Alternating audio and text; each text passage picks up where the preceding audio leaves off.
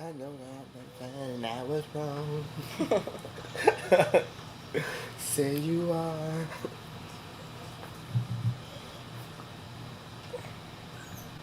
I've been working on it. I think you know I'm always inconsistent. Just like my man. Hey, you're not on, okay? You're not part of this.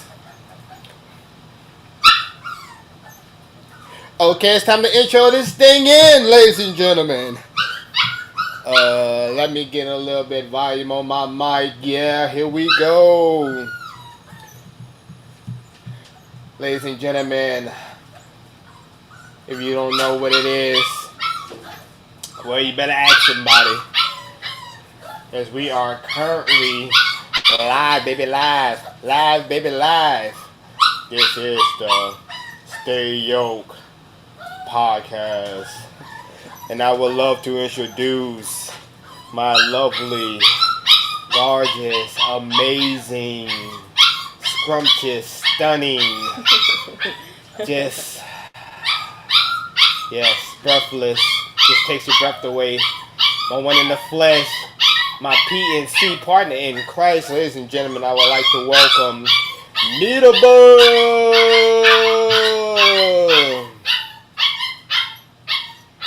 Thank you. And to my left, ladies and gentlemen, my best friend. What is all that? What? All that noise. What noise? All that background. We good? Gotta keep rolling. My partner. Boom. Speak louder. I am talking as loud as I can. Turn the music down. Thank you. He's gonna stop eventually. Come on, you gotta finish the intro. Let me start all over. Okay, take 2.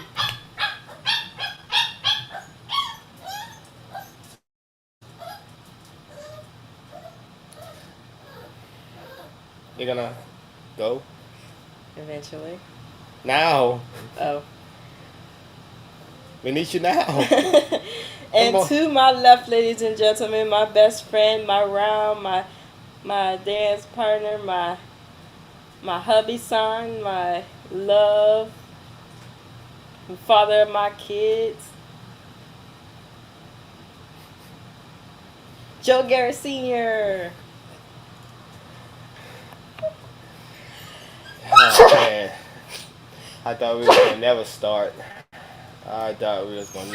Welcome once again to another episode of the Stay Yoked Podcast. This is episode 4. Ladies and germs. Derms and perms. No, worms and perms. Worms and perms. Yeah. Yep. How y'all doing? How y'all been? How y'all week been? How's everything? Understand, are y'all staying cool? I know in the climate that we are having, y'all gotta stay cool because it is steaming, willy beaming outside, ladies and gentlemen. And I would like for you guys to stay safe, stay cool, stay that complexion that you always been. No need to switch up and change colors right now. Really? That's where we're going? Yeah. Is that where we're going? For real? For real? Yeah. Anyway. Alright, gotcha. Cool Gotcha. deal. Yeah. So we are live again officially, doing this live, Facebook Live, YouTube Live, X, formerly known as Twitter Live. So what do we say? Do we say I'm Xing whenever we send a post or a message, or we still tweet? No, most people just still say they send a tweet or doing Twitter or whatever. Nobody really just says X or whatever. You know what I mean? So. Yes, I do. Duly noted. Alright. Cool. So we good?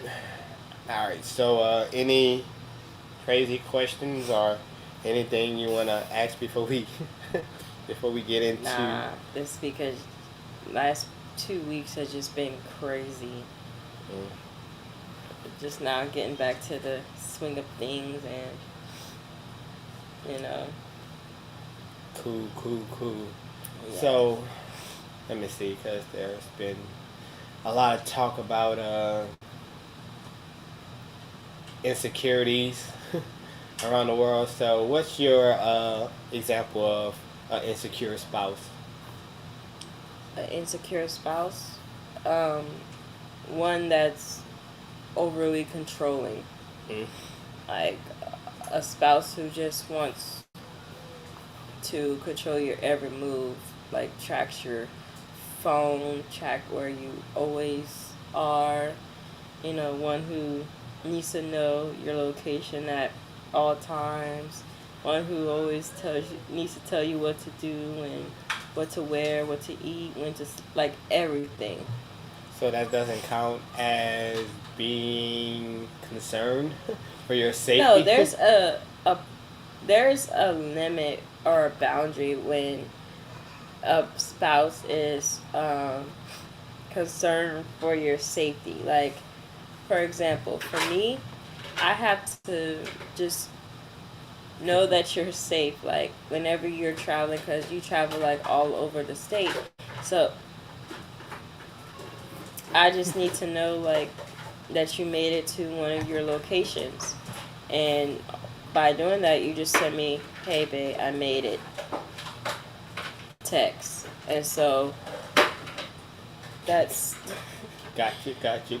that's Yeah. me being concerned, and me having like call me whenever you're done type of thing. Gotcha. You need to go turn off this. Why? You need to go Do it. take his bowl. No, he good. That's our puppy in the background. If y'all hear some strange noises, that would be him, ladies and gentlemen, in the background, doing what puppies do. Yeah. So last episode we left off talking about a lot of stuff. Do you remember? I think we stopped on the falling out. Okay.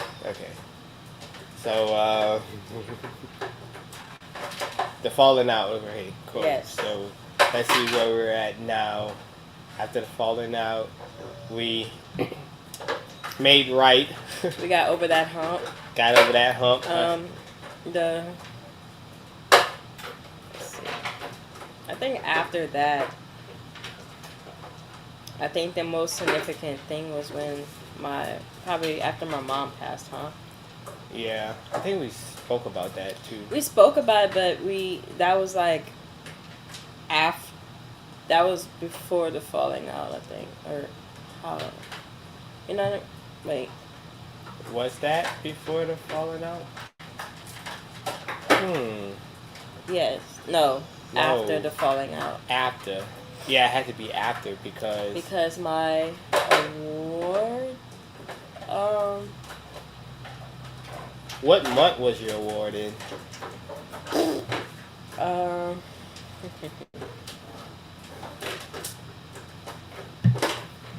That was in 2016.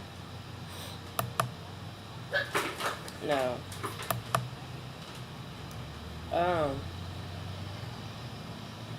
Yeah. Okay, my mom passed in 2016. Okay, that was in April. April? Yes. And when was Kagan and Kella's wedding? April.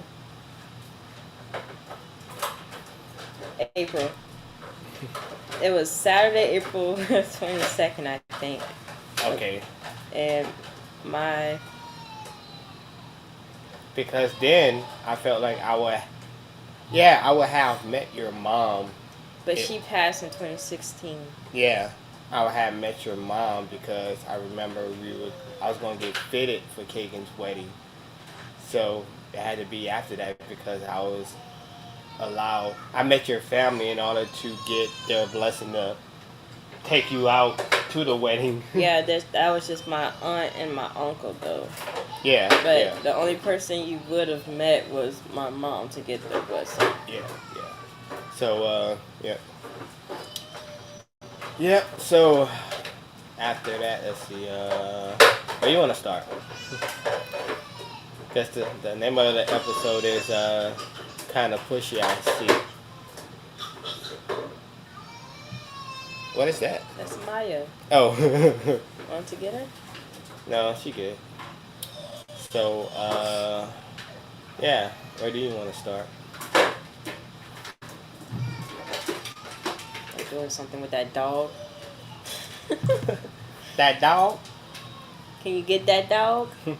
Let me pet the dog. No, he needs to go because he's in the cabinet where the pots and pans are. Let's see. We could start after that. After what?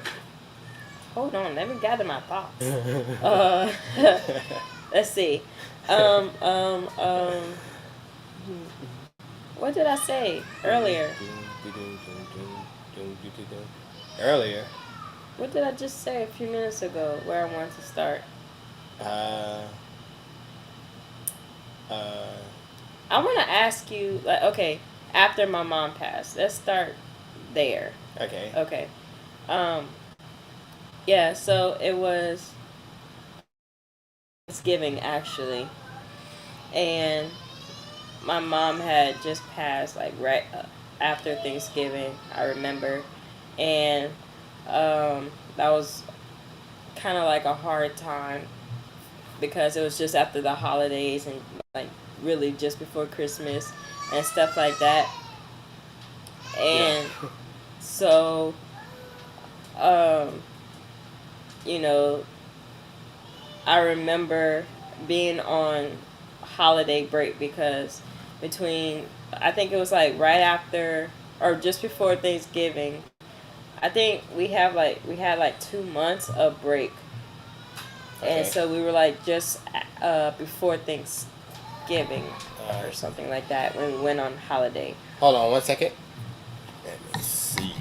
Take your headphones off. You didn't give me enough time. Ben, let me go get her. Alright. I'm gonna get wire. Mic check 1. Mic check 2. Mic check 1. Mic check 2. Mic check 1. Mic check 2.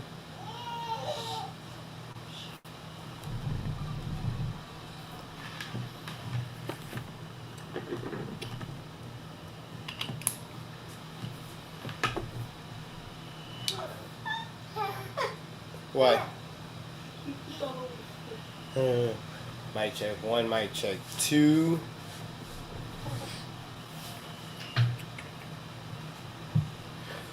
Yep. We still live.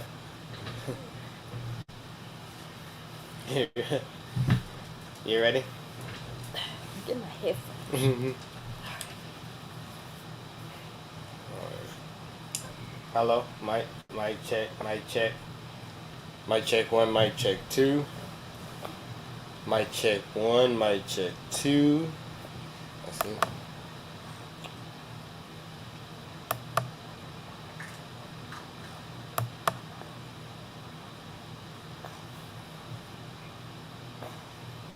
Talk.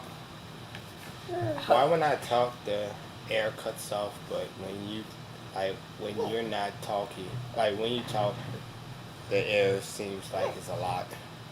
I don't know. But I don't like it. Maybe just turn the air off completely. Probably try that. Turn the air off completely. What was that? What? Hello? What was that?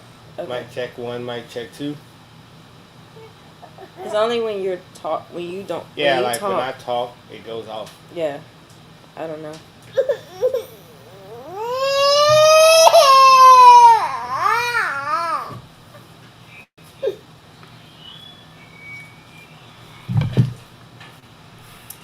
Sorry, we are having some technical difficulties.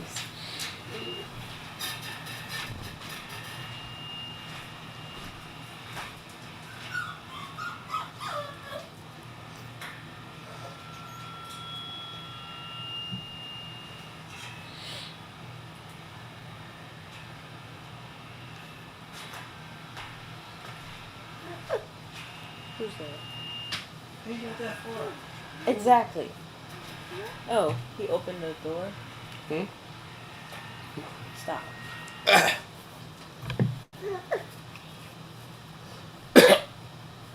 Hello. Mic check 1, mic check 2. All right. Mic check 1. Chill out. All right. You ready? Hold on. This girl right here. Behave yourself.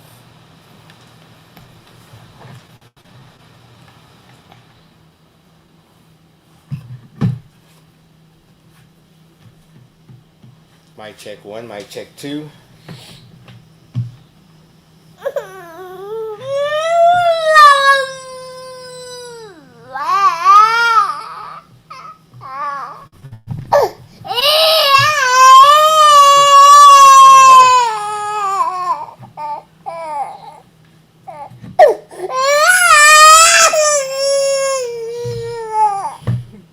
This is life.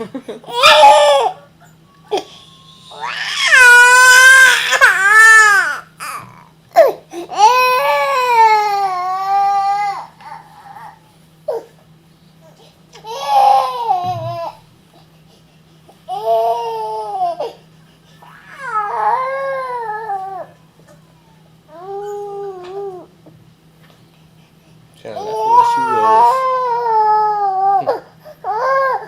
She's tired. And you be quiet back there.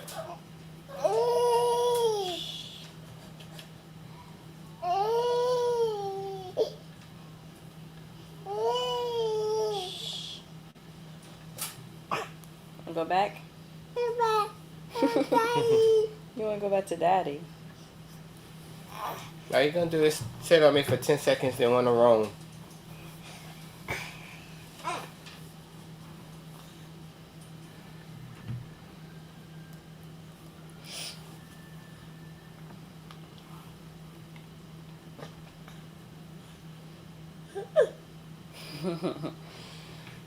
Alright. Let's try this again.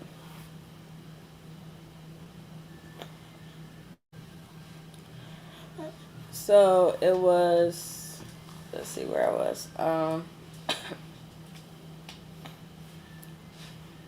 Yeah. So I wanted to ask you, like, how did you feel when, you weren't invited or wasn't able to come to my mom's funeral because, I gave you the reason behind it. Like, I didn't want, you to be there, and that would be like your first time meeting my family and stuff like that at my mom's funeral, and I didn't think it was appropriate.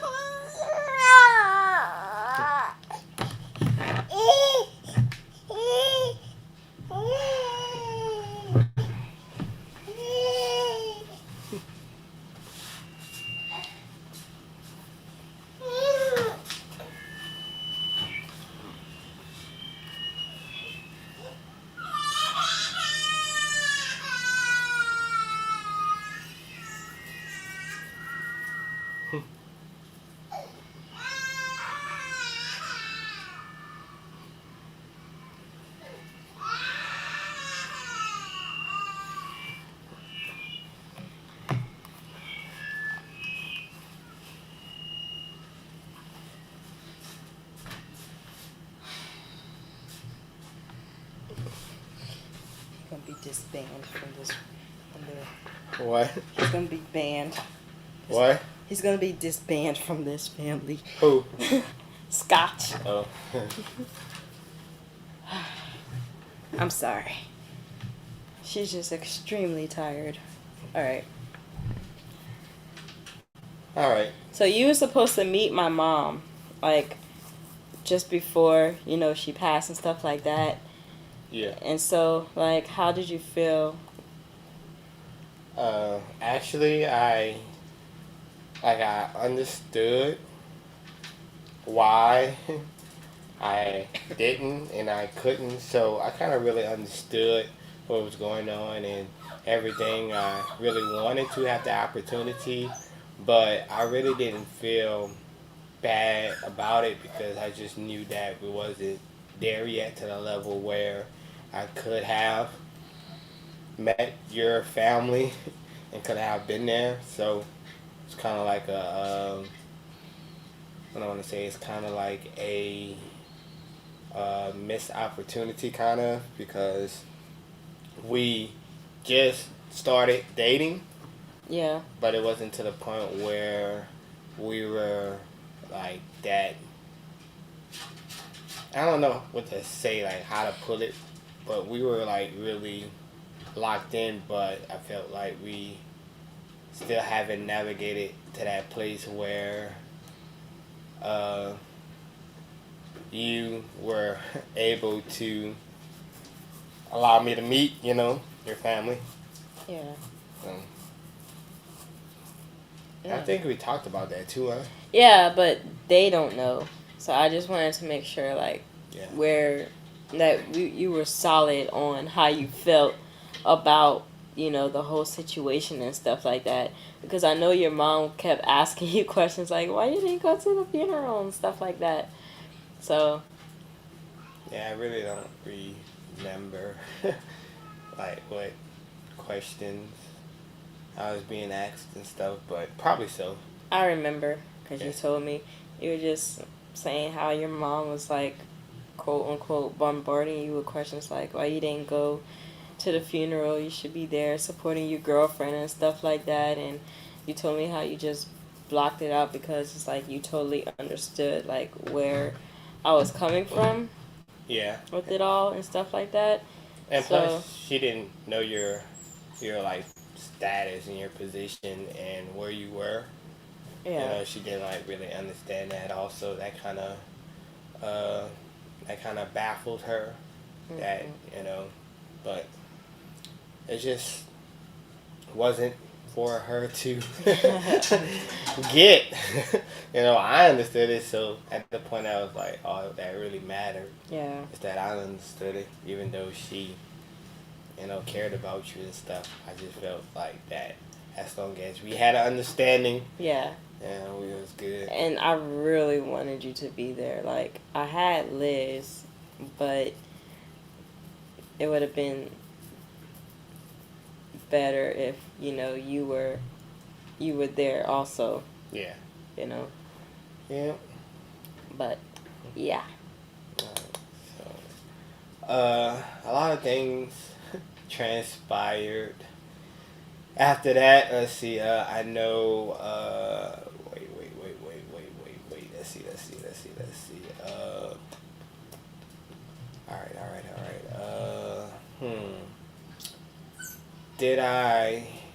When did I preach first? Because I know the preaching came before the running away.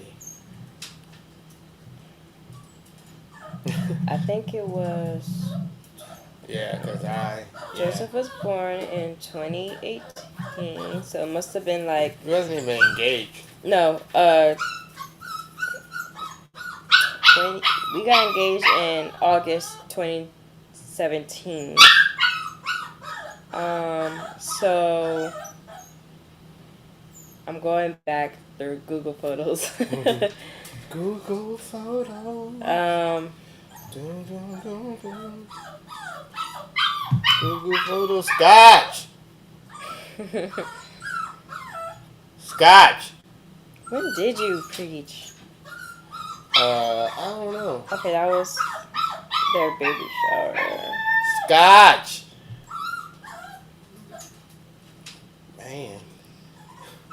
Do you guys have that problem too? If you're potting with a dog in a house and they're just like That's not right. want to be on the mic, they want to get their vocals in, but nobody understands you.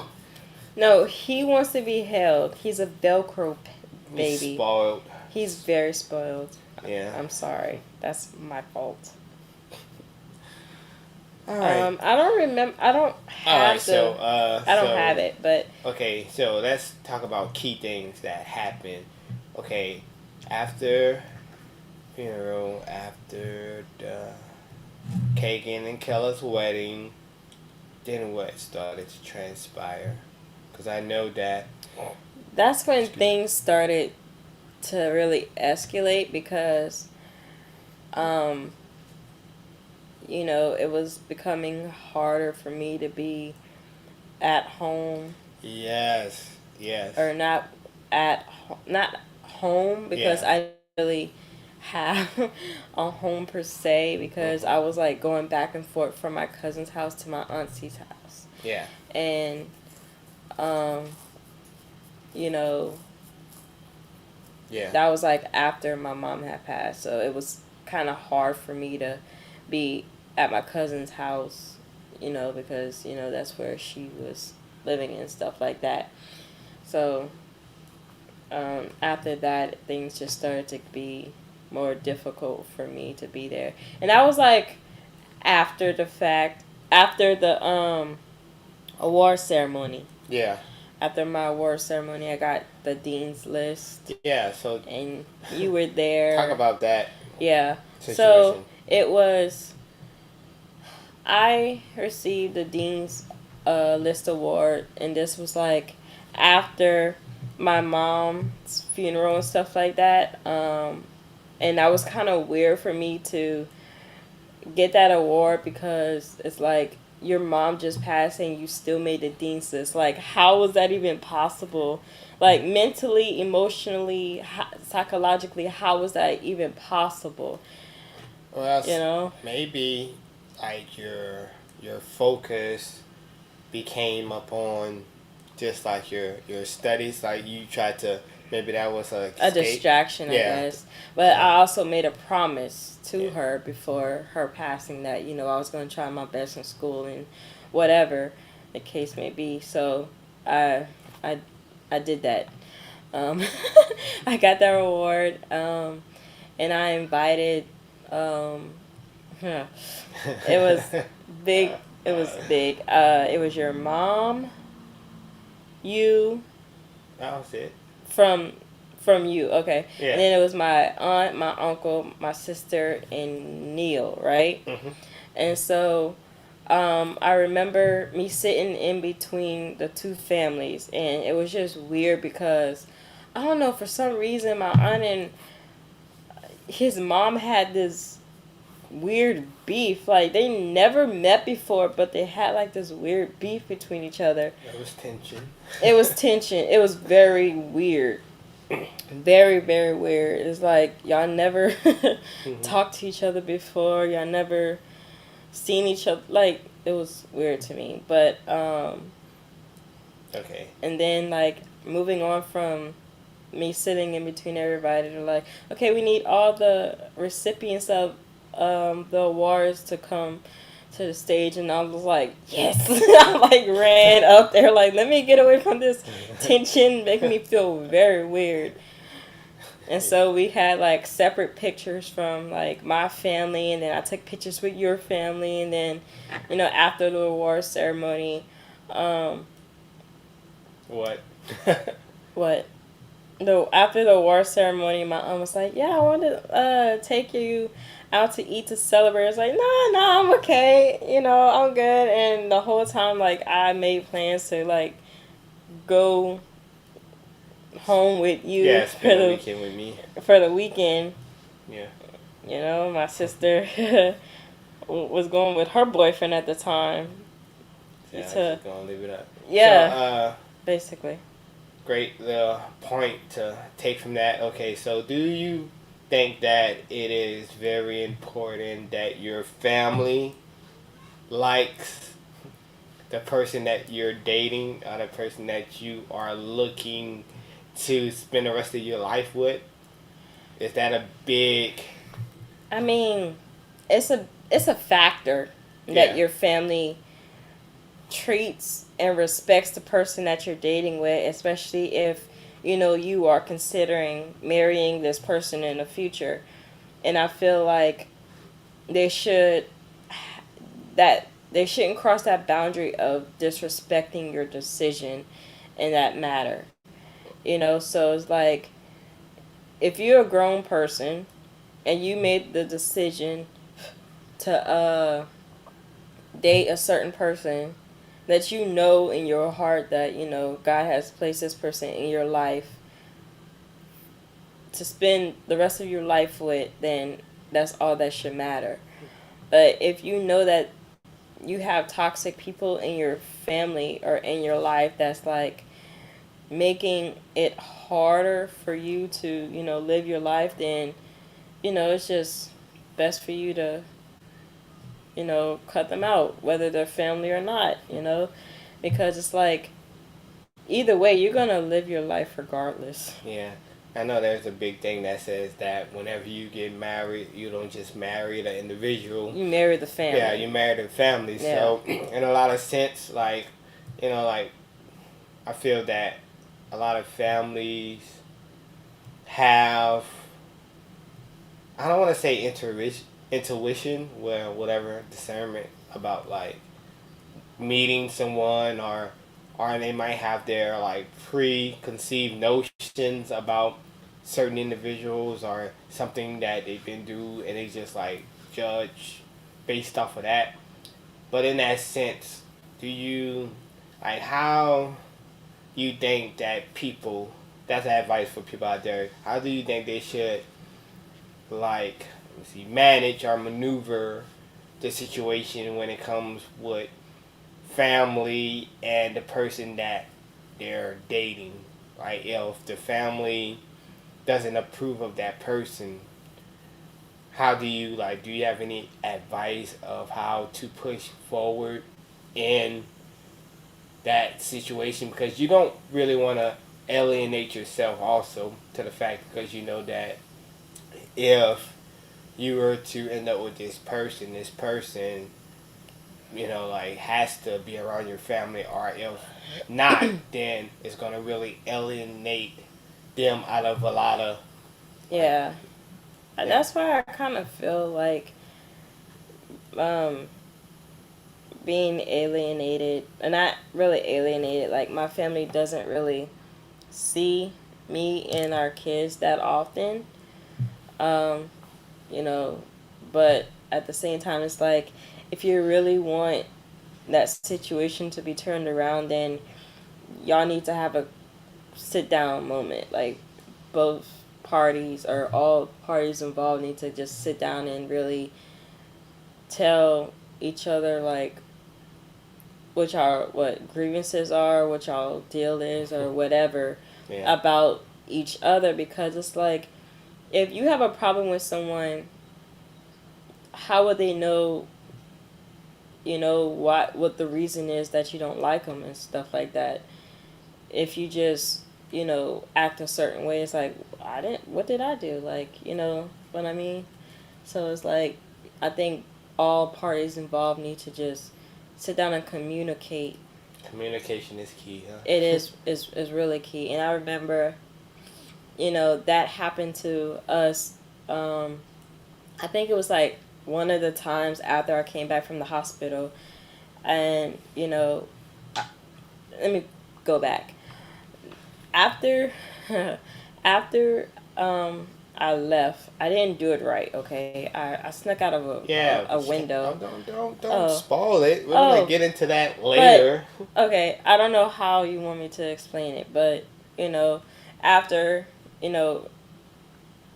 one of the times coming out of the hospital, right there in the hospital parking lot, my aunt and I kind of like reconciled, because of the way I did things wasn't really, I guess, morally right, I guess, or right in, it wasn't right in the way that I did things, okay? So I understood that, and she was hurt by it because she felt like I couldn't come to her with this thing that, so,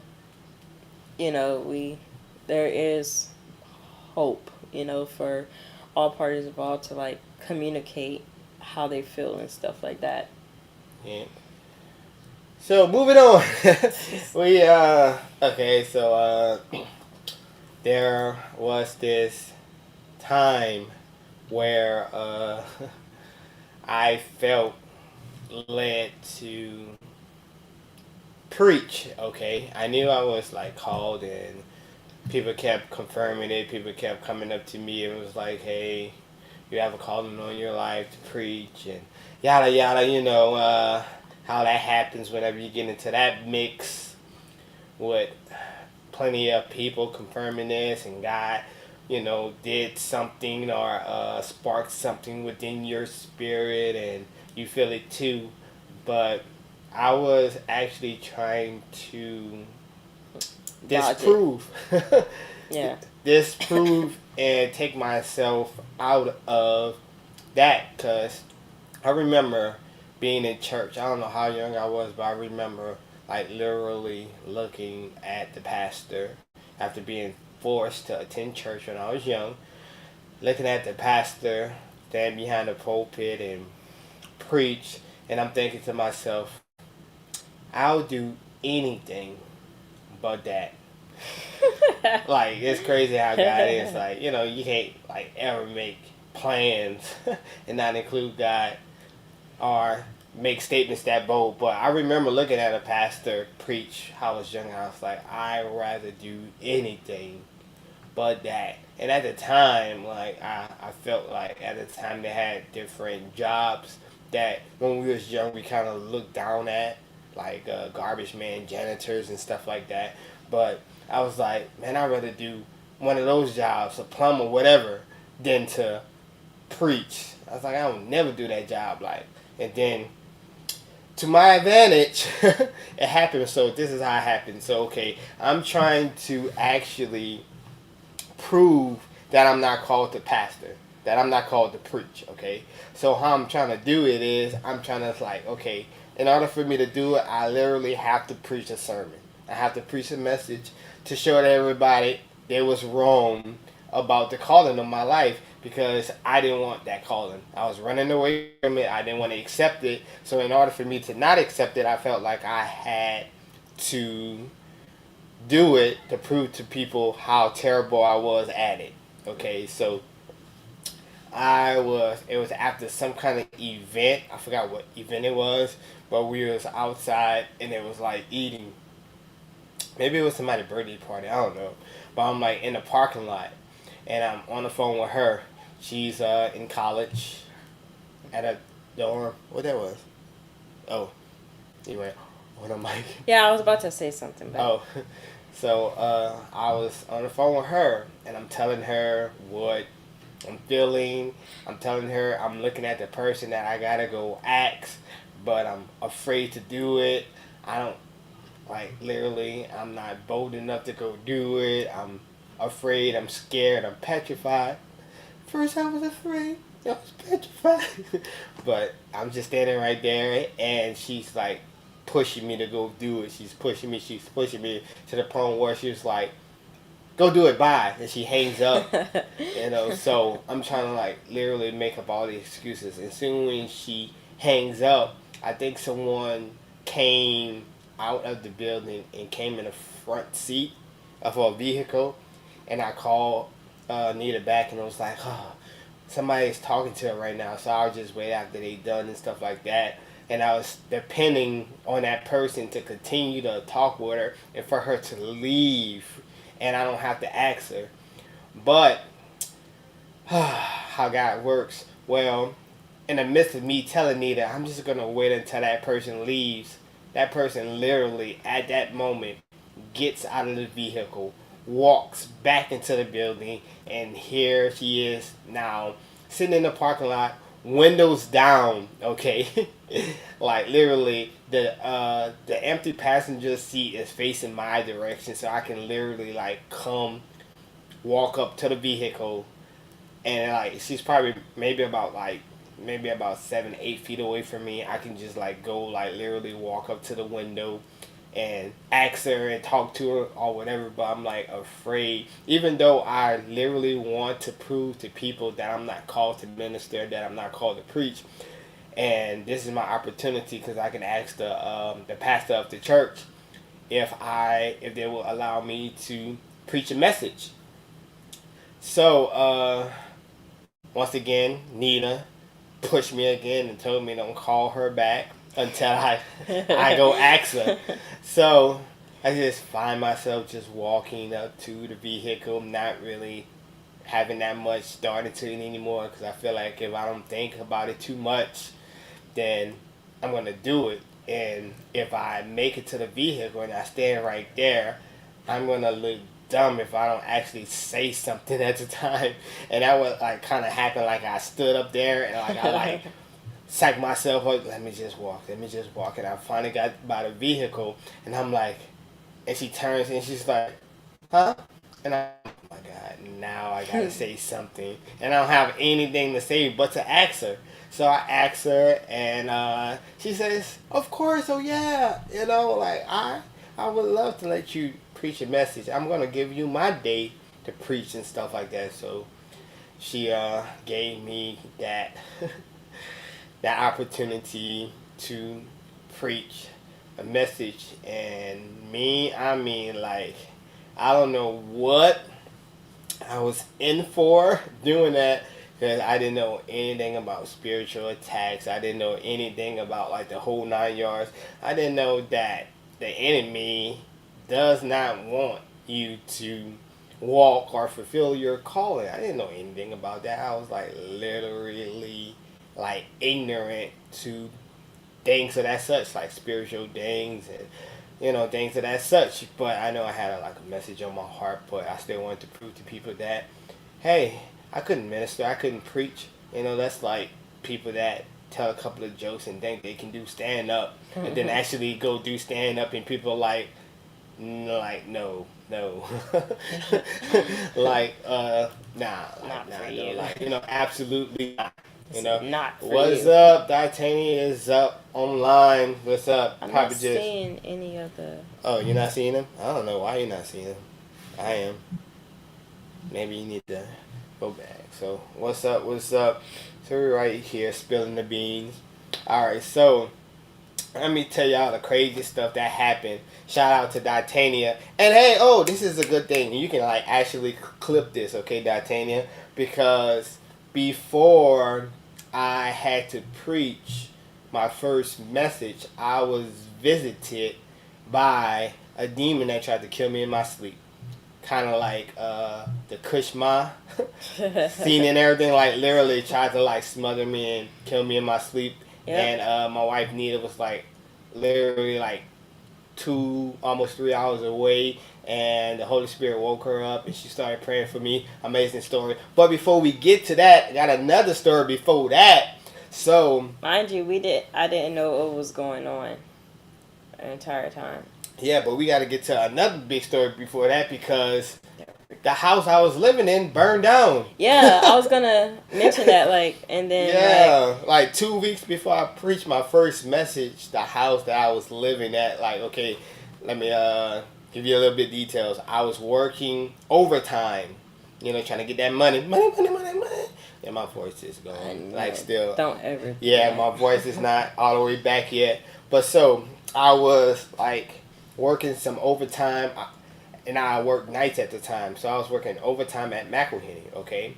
And you can't have your cell phones with you. You can have them on you, but you can't be on it or whatever. So that weekend, okay, Nita was supposed to come down and spend that weekend with me, but something happened. I don't know what happened. I don't remember either. I don't think I had...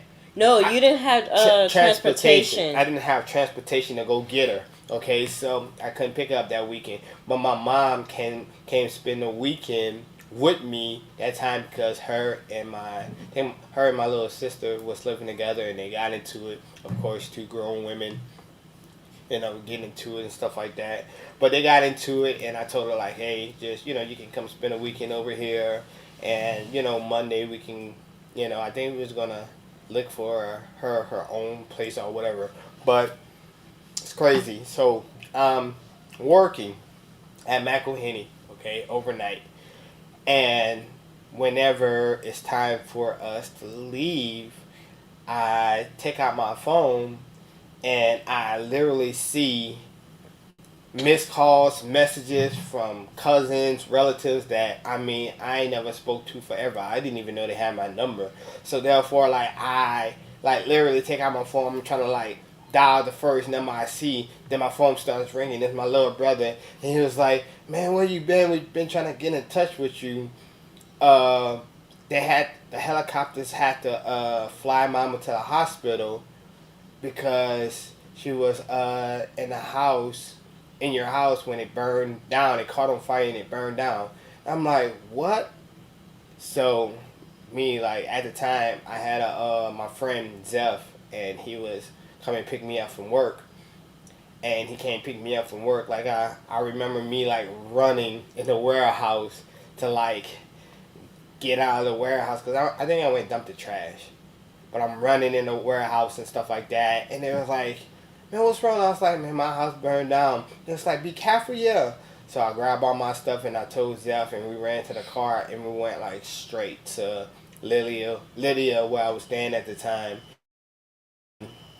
My cousin and my auntie, the one that just passed recently, they was waiting over there for me because they knew that I was probably gonna be the first place that I went. So I showed up and seen the house like literally burnt to the ground. Like everything I owned, all my possessions at the time, like everything just gone, just burnt to a crisp. But what I remember is my mom was in that house, but all I remember was a quick phone call that said that hey, they flew my mom to the hospital on a helicopter. So my mind frame went when I saw how the house was burnt to the ground. I for some reason I felt like my mom not could not survive this. So I literally like fainted. Like I got weak and I fainted and my cousin and my aunt caught me. So they, propped me back up. I regained my strength and they told me that I needed to get out of the house because I couldn't be inside the house because of the fumes and stuff. But they told me that my mom's in the hospital and she came to. She's doing really good and stuff like that. That we can go to the hospital and see her. So I ended up going to the hospital. Come up in the lobby, seeing all my family members up in there and stuff. So I go up in there, and the only thing that was like really damaged on my mom is I think a piece of hair. The bottom of her feet and like the front area of her hair. Yeah, burnt off and stuff like that. But those feet, man. Yeah, I remember it was like crazy because I was like, man, you see things like that happen to other people, but whenever it happens to you, it's like a surreal moment. I remember like it was so hard for me to be where I was and then like hear about it. I'm like crying. I'm like, I don't even know what to do. Like I want to be there, and it was. Yeah, so it was like a lot of stuff like those weeks in preparing, but I actually had time off of work. To prepare for the message that I guess the enemy was trying to stop me because after that I didn't even want to preach after that. But for some reason I felt like, man, like now I really, really need to finish this message and preach because this is crazy. So I really needed that time apart because at that time we were living with my auntie at the time. And just to be surrounded by a lot of people at a time where I felt like I needed a lot of concentration and focus and what's that word I'm looking for? Whenever you are secluded from isolation. Yeah, that's what I needed. So, because even though I wanted to prove that I wasn't called, I wanted to also do my best so I can know that I did my best and I flopped. So it wasn't like I just went up there and just did anything. I wanted to make sure that I was fully prepared, that I did my best. So therefore, like, I rented a hotel, okay? And I think it was 2 or 3 days before I was supposed to preach. I'm sleeping in the hotel, and in the middle of the night, I feel like this, this entity on my back and just smothering me, like literally in my sleep, and I'm like fighting to breathe. Like, I mean, I remember when I was a kid, younger, those things was happening, but I was like, man, I'm a grown man now and stuff. I'm like, I never experienced that, but like literally, I'm feeling myself like fighting in my sleep, trying to survive. And I'm like, man, this is crazy. I'm like, first the fire, now this. I'm like, I can't just die in this hotel like this. Just and while I'm fighting, I'm like thinking in my mind, I'm like, man, I need like some help. I'm crying for help and stuff, and then just out of nowhere, it just releases me and let me go. And then I talk to Nita the next day, and I tell her about it and take it away. Yeah, and so I called. We were on the phone, and I was asking you like, "Are you okay? Like, how's everything with your mom and stuff like that?" But I was really asking you how you were doing because the previous night, I was telling you. Well, I was telling you about the previous night, like how God had woke me up at what 2, 3 a.m. to pray for him and stuff like that. And he's like, that's ironic because and then you told me about this your story. I'm just like, wow, like we are, really Yeah, really meant, for each other and stuff like that. But and then later on, I was still able to find some way to be able to come down and see your yeah. mom and stuff like And that. I was like, hey, I think I rented a car or something. I think. I don't know. Probably Yeah. so. But I was like, hey, are you gonna come watch me preach? And she was like, Considering, yeah. And she was like, of course. Like, who is gonna cover you while you preach? I have to be there so I can cover you while you preaching, so I can be praying for you and everything. And being that I did not know about any of that stuff, that right there, like, literally was the nail in a coffin. That was like, yep, she is gonna be my wife.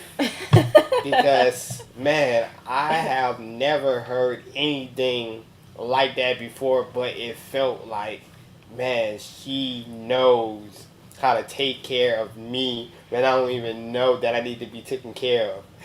And just to have her say something like that, and I'm like, oh my god, that is amazing. And for her to push me to that point, now in my head, now I know that, like, my mom was in a wheelchair and stuff like that, and she's doing news interviews and things of that such. But like, and she was like, I'm gonna be there if I have to, She's like, I'm gonna be there in this wheelchair. I'm gonna be there to see you preach your first sermon. And I had like a lot of other family members that came through, including my beautiful, sweet Aunt Ness came. Cousin Marlon, like a lot of them came through to see me preach my first message, and it went from me trying to prove that I wasn't called to me trying to make my mama proud, because I felt that, man, maybe a lot of this stuff wouldn't have happened if I did not step up in this calling. But I know that it was God that saved her and, led her out of that, because it was an amazing story, and I'm going to have her tell it. But it was an amazing story how she actually made it out of the fire unharmed, other than, those minor damages. Even yeah, though it I'm was, like, I'm so tempted to tell you, like, tell everyone like how she made it. Like, y'all would be like, nah, like, nah, there's no way. But we're gonna get her to tell it one day. Like, yeah, it's yeah, just amazing. amazing, miraculous story. And, like, just really thinking about things like that, and knowing what I know about experiencing God and the things that I've been through to get where I'm at right now.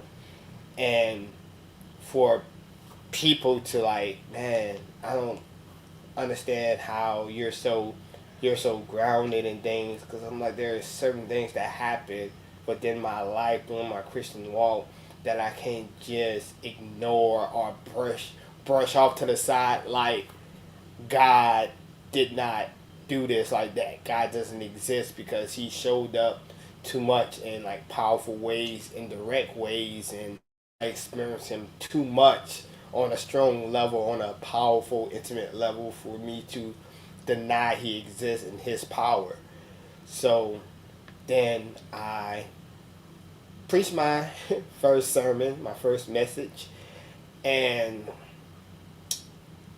it went really well to the point where they kind of argued with me that that could not be my first time preaching. That's like, nah, this is not your first time. Like, this is like amazing. Like, you are a natural. You was meant for this. So it kind of backfired for me. But I loved the feeling that I got while I was preaching because I felt like I was at peace because I felt like I was doing something that I was supposed to be doing. Like I felt at peace. I felt at ease. I felt like, man, this is what I'm supposed to be doing. Like, this is what I'm called for. This is my purpose. This is what I was created for. And I felt like a feeling that just really amazed me because the last time I felt that feeling, I was literally on stage performing.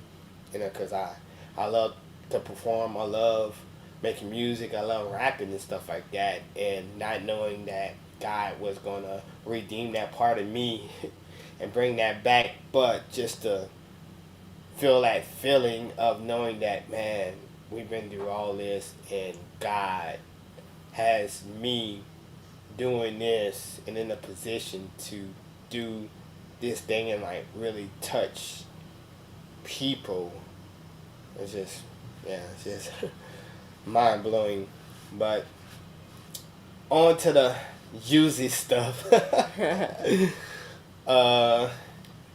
Let's see.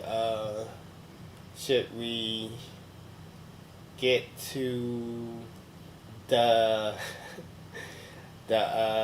running away? The escape. The escape. Yeah. The grand escape. The grand escape. So she couldn't be away from me any longer because she just loved me so much. I was just so overwhelming with all this love.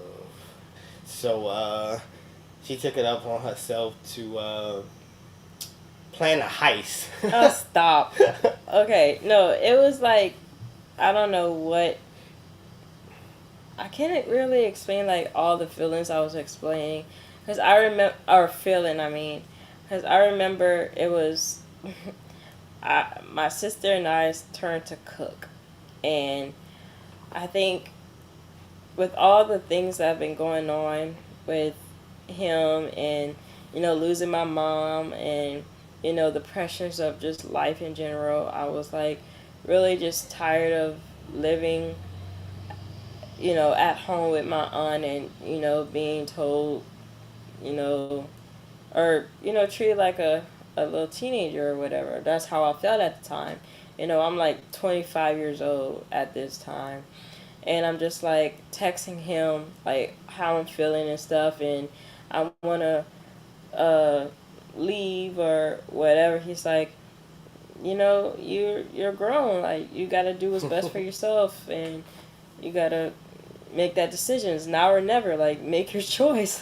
He's like, I could help you, It's like, okay. Okay. I was like so scared, guys. Like, I was so scared to the point where I was like literally having stomach troubles.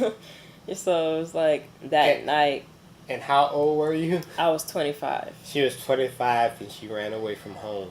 Now, do y'all think that at that age you should sneak out and never come back, or say I'm leaving and never come back?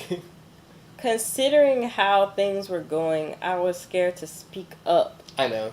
About like how I was feeling and what I wanted to do with my own life, So it was just like with, I felt like I was being controlled, okay?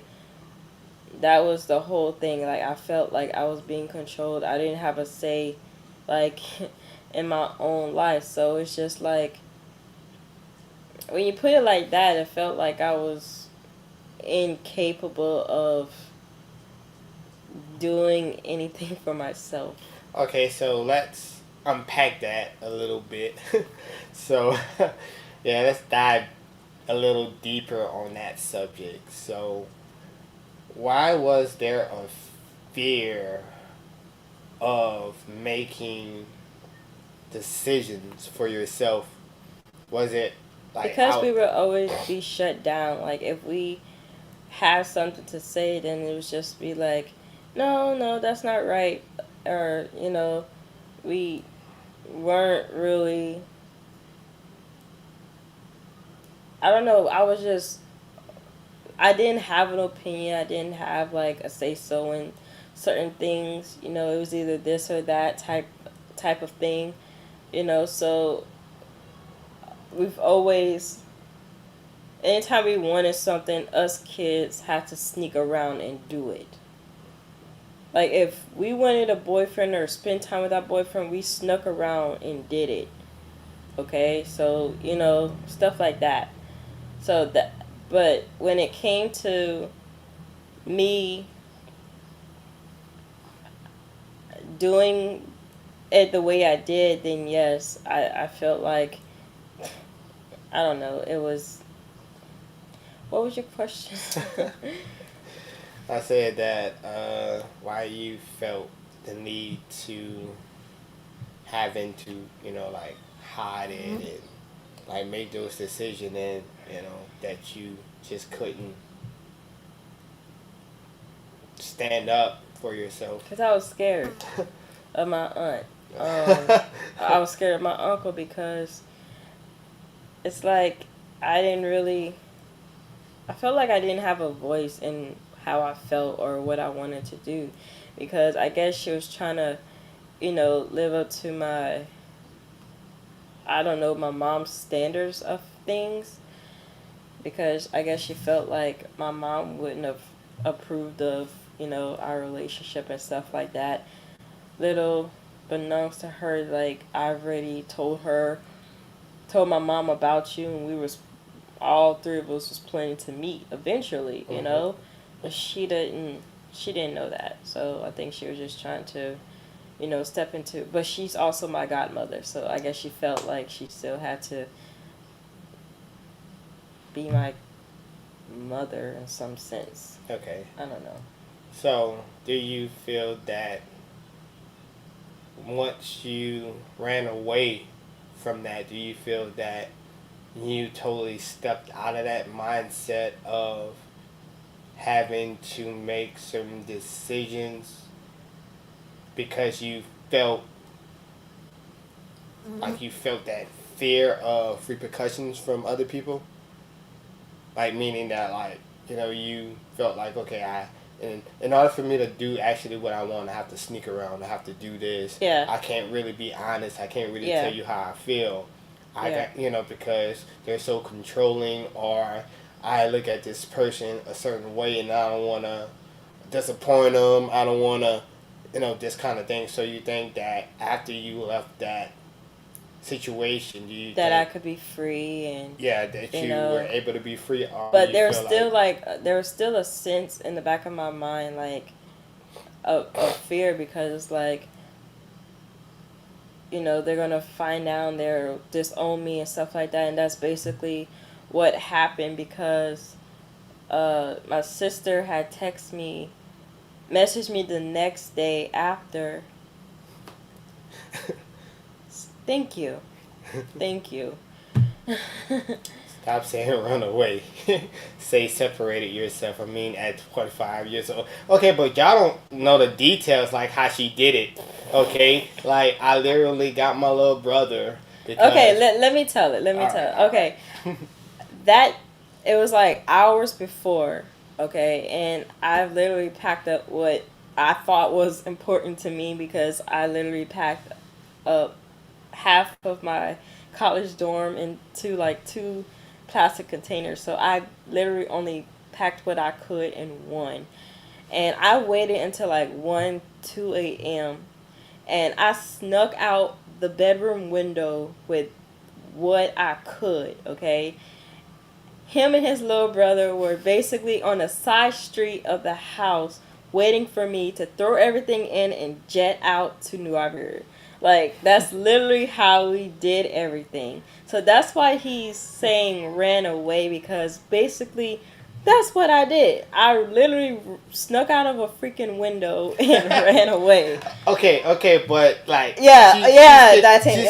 she's skipping some of the detail. Okay, she did not want to be seen or caught. Okay, only because my little brother happened to spoil the plan, because he got kicked out of his school apartments, and he had to come live with us.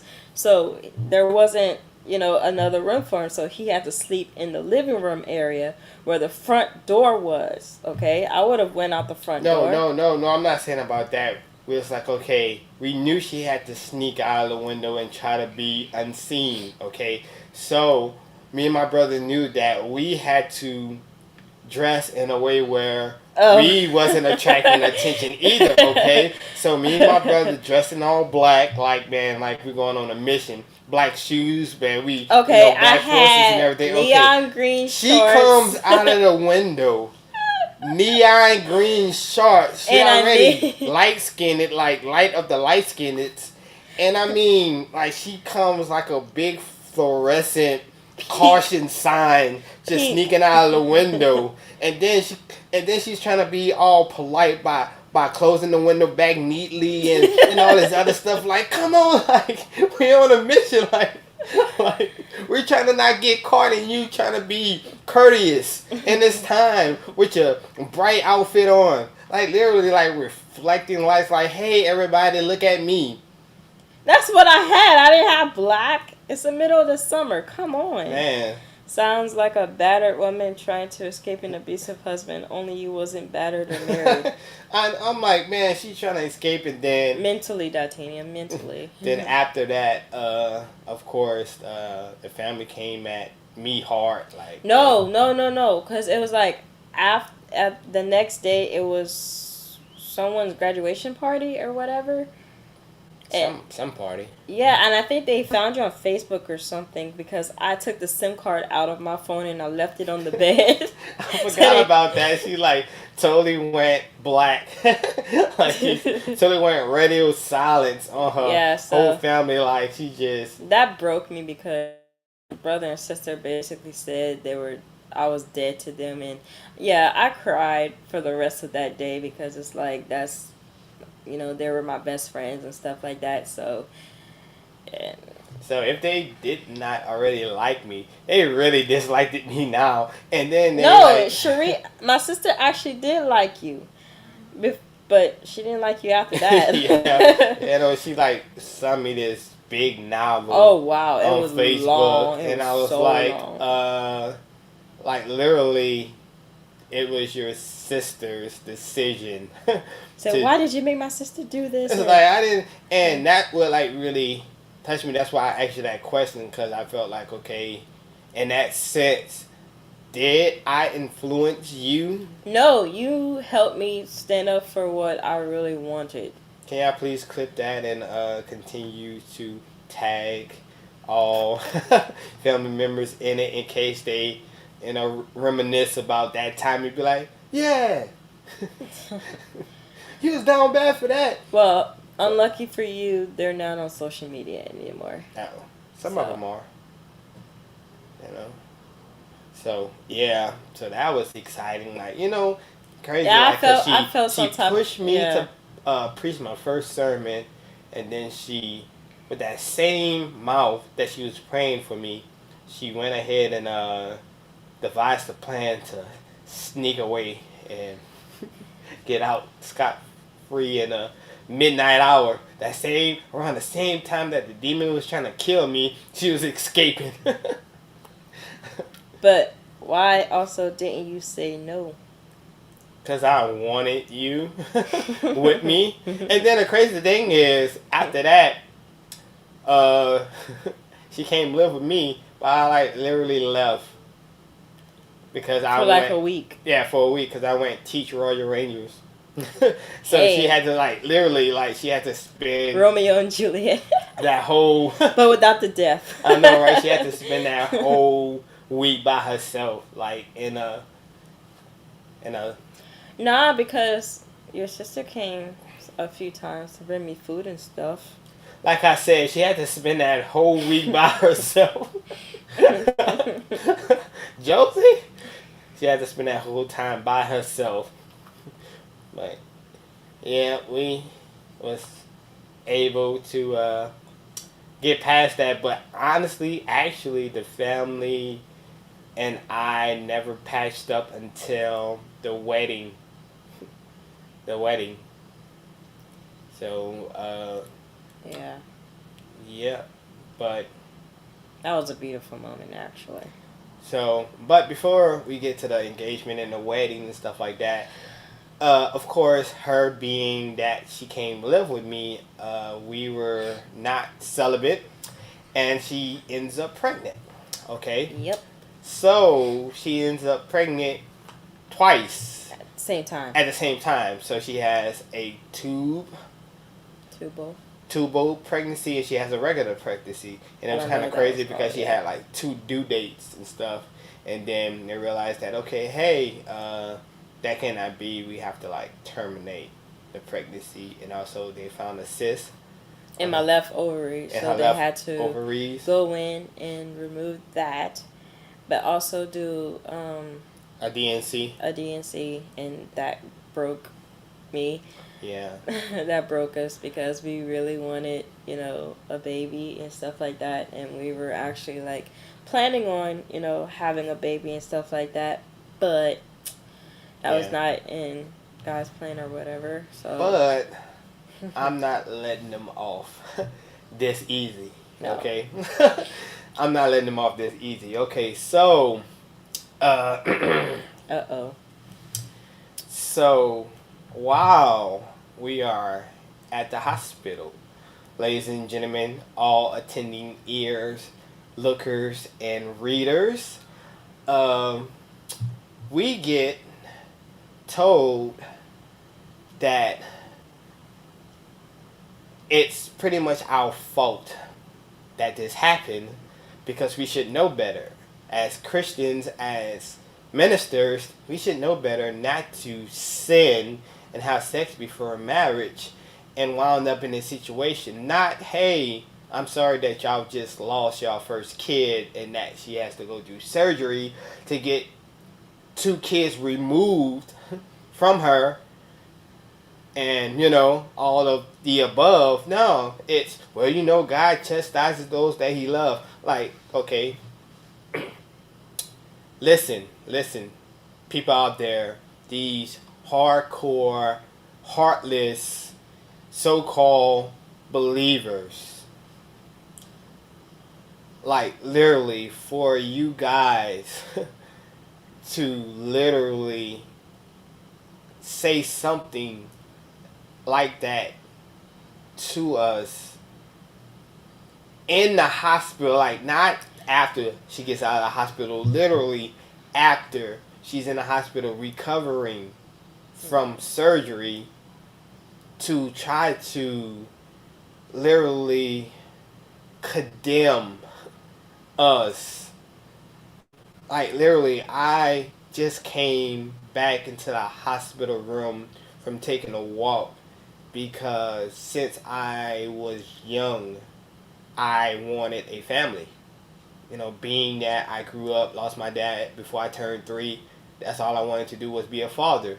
Literally, my ex-wife told me that I was never going to be a father. All I was going to do is be a stepdad, and I would never have kids of my own. So,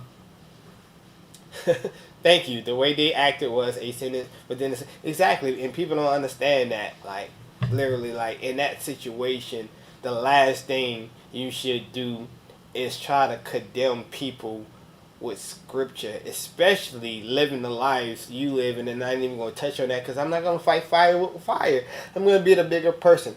But it did scar us very badly to the point where now we wasn't so open when we would actually fall and have sex and stuff like that. We hid it from everybody, like the pregnancy of our son. We hid it from everybody, like everyone thought that, hey, well, I know people had like their doubts, but they were like, hey man, y'all got pregnant really fast after y'all got married. It's like, nah, she was pregnant before we got married. We just didn't tell anybody because we were still scarred from people coming to the hospital and telling us we're some low down dirty sinners and we deserve to have our babies killed. We deserve to be in that position because we knew better, being ministers and being Christians, that I don't know why they claim that I was a minister. I never claimed that I was. You ministered. It was a ha-ha moment. You ministered. So therefore, you ministered. You was a minister. You ministered more times than I ministered, especially overseas. Holla at your boy. So in that sense, it really, really, really hurted us. Yeah. And I know it also hurted the people that we was very close to, that we kept certain things from, because we did not want to relive that pain and that hurt and that, like, that condemning that they was doing. Like, literally, we knew how people looked at us, so we really didn't want to taint the image that people saw us in, even though we were like openly, not really openly, but we were like literally having sex a lot. Like when we were engaged, when we was living together before we got married and stuff. But you know, we really felt you just put her feet on my leg. But yeah, so yeah, moving on from that, because yeah, that was crazy. And then I had a lot of people asking me if she was still able to have kids after that. And the doctor was like, oh yeah, even more so now. Yeah, because they really wanted to know, not too much about how she was doing, but if she was still able to bear my kids, because they knew that I wanted kids. And I kind of felt like they were saying, because if she can't, then you might want to switch your partner now while you have the chance, you know. And we wasn't even engaged yet, but we were planning on getting married before that.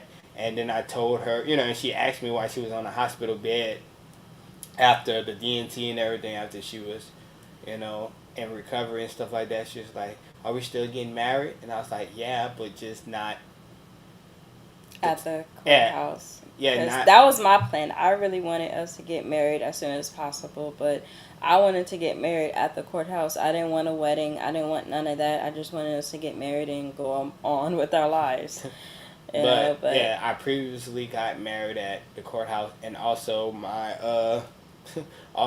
I felt in my spirit that we needed to get married the right way in the church, and I wanted her to experience the whole experience, the engagement, the wedding planning, I didn't want none of that, honestly. The wedding service, and all the above. So therefore, I made that decision, and and she started crying when I told her, like, not now and stuff like that. Because I took I'm in recovery, okay? And I'm asking you about us getting married, and I took it as you didn't want to get married, okay? Like, yeah. So, but I told her, I was like, no, I still want to marry you. And she was like, okay, like, and stuff. But after that, like, I already planned it out. I already had the ring on the way and stuff like that. Then you know. And then I asked for chicken nuggets. I think it was like, yeah, you asked for chicken nuggets. You was out of your mind. Like, never give this girl medication, please and thank you. Please and thank you. Medication, energy drinks, all of the above. Like, she... yeah. Anyway, so... yeah, but...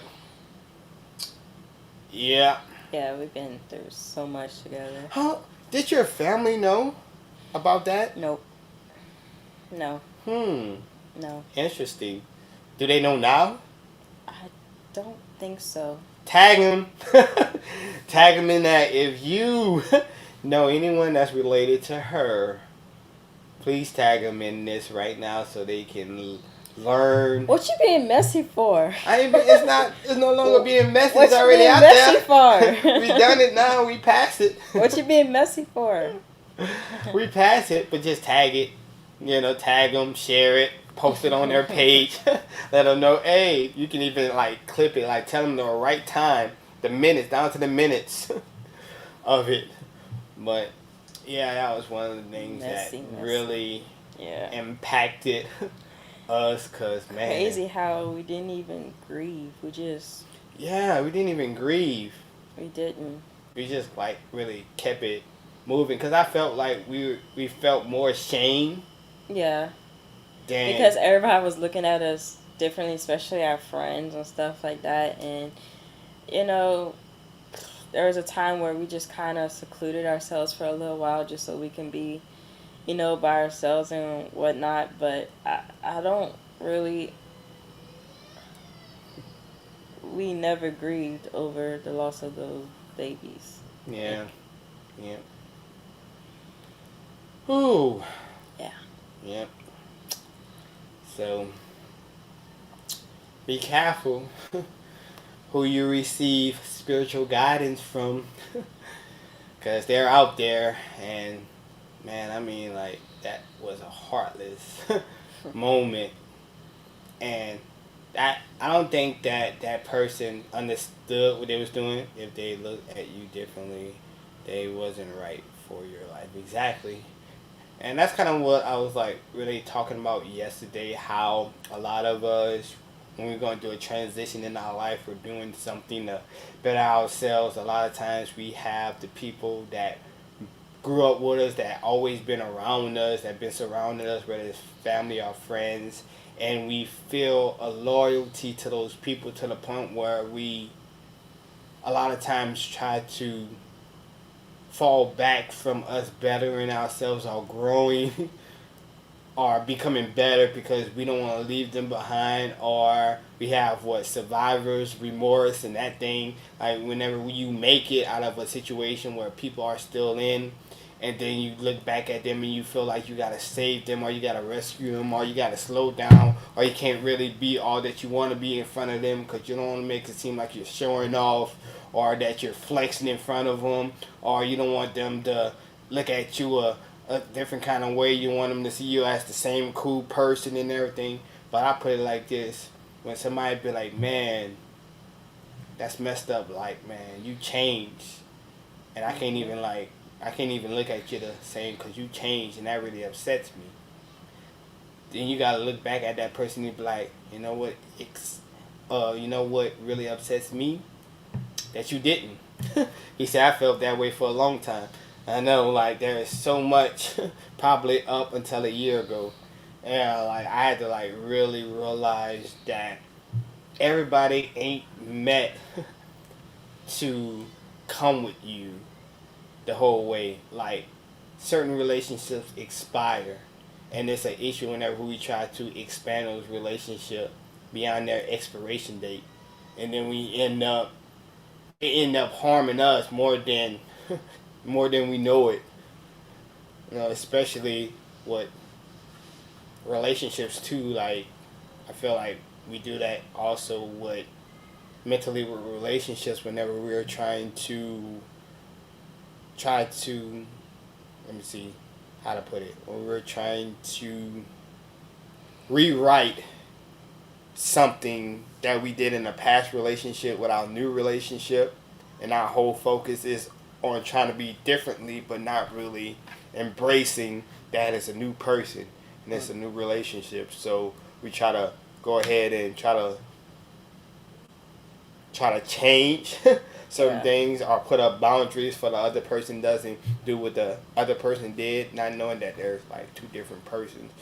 Because I know, like, for me, like, I always had that wall up, even though it might not seem like it. I always had that wall up, like, I don't really know if I can fully trust her because, like, man, I just got out of divorce, and I don't want to really surrender my heart. Yeah, there are some places in our relationship where you were, I don't know how to put it, iffy around certain situations and certain things, and you know, you would go through that situation like as if you were still kind of in that relationship with your ex-wife.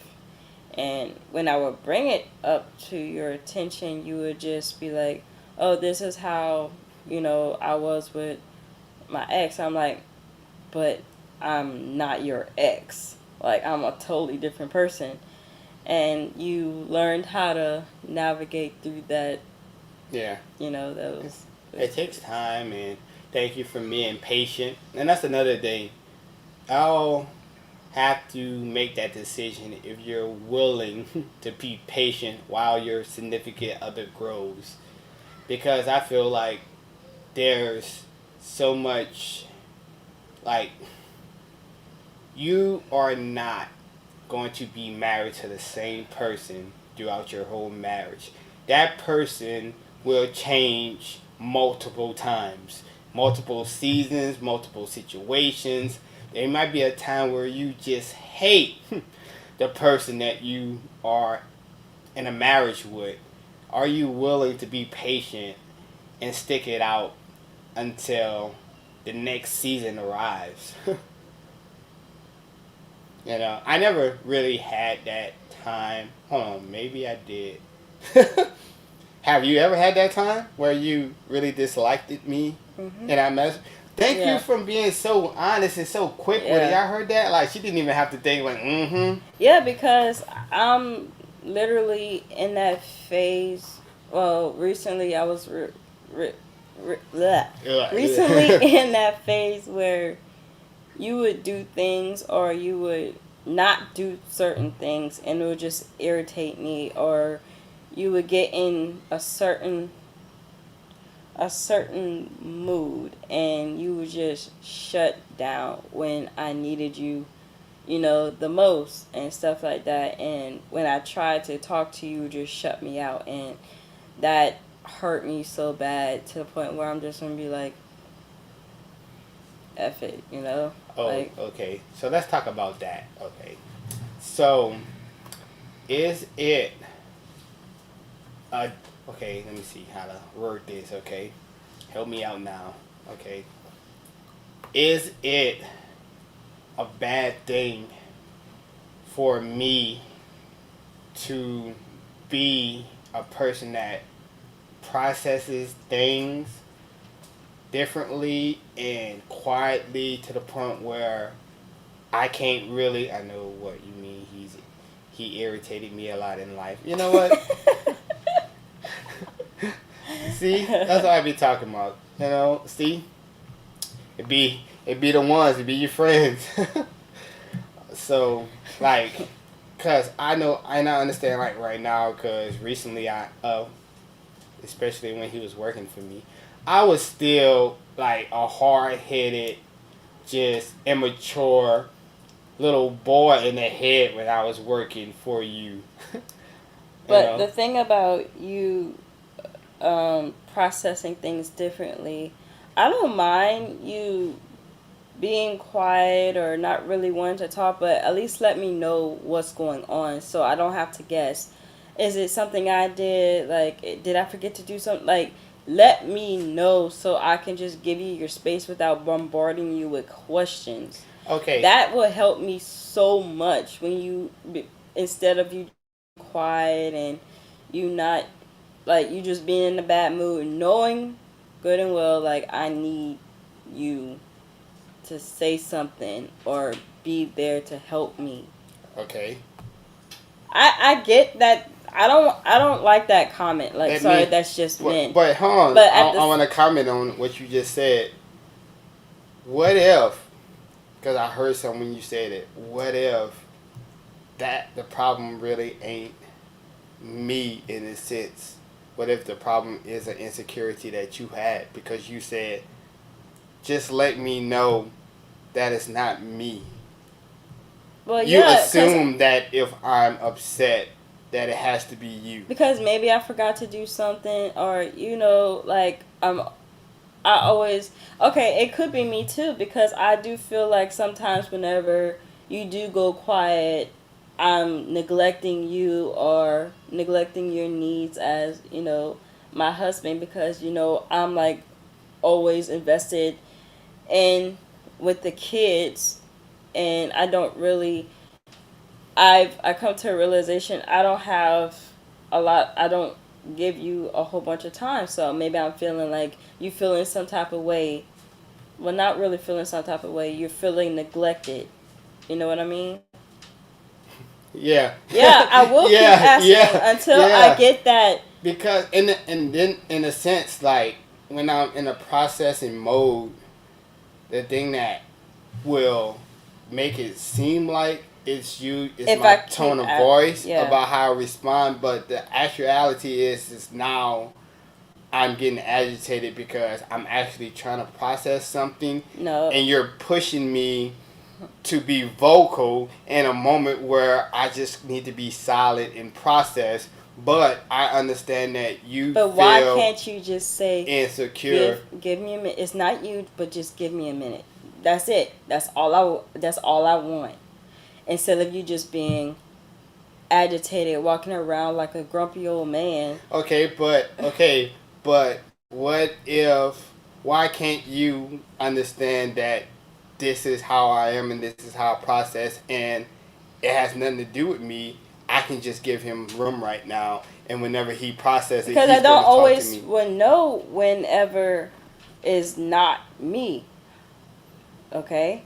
But Because if it's you, I would let you know if it's worth letting you know. Because there's some things that might upset me about you, but then I gotta talk to God about it, and then God lets me know that no, it's what you mean, you reacting it. Huh? What you mean? That won't be all you want. Like, because I feel like a lot of times I might, like, something might happen, okay? And it does aggravate me.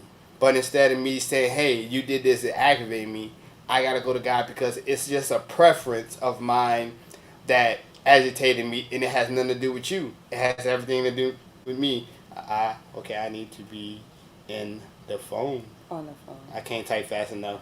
All right. Well, once again, we about to chime you in, sir. You're gonna be our what's it called our special guest. He's not special no more because he's been on the last one. Yeah, he is. He's like our special surprise guest. Is this on? Just kidding. Yeah, it's on. Okay. Let's see.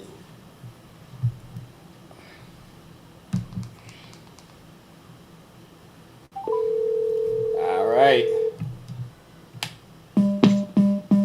Hello, this is the Black King of the Ghetto. Oh, Kid Dynamite.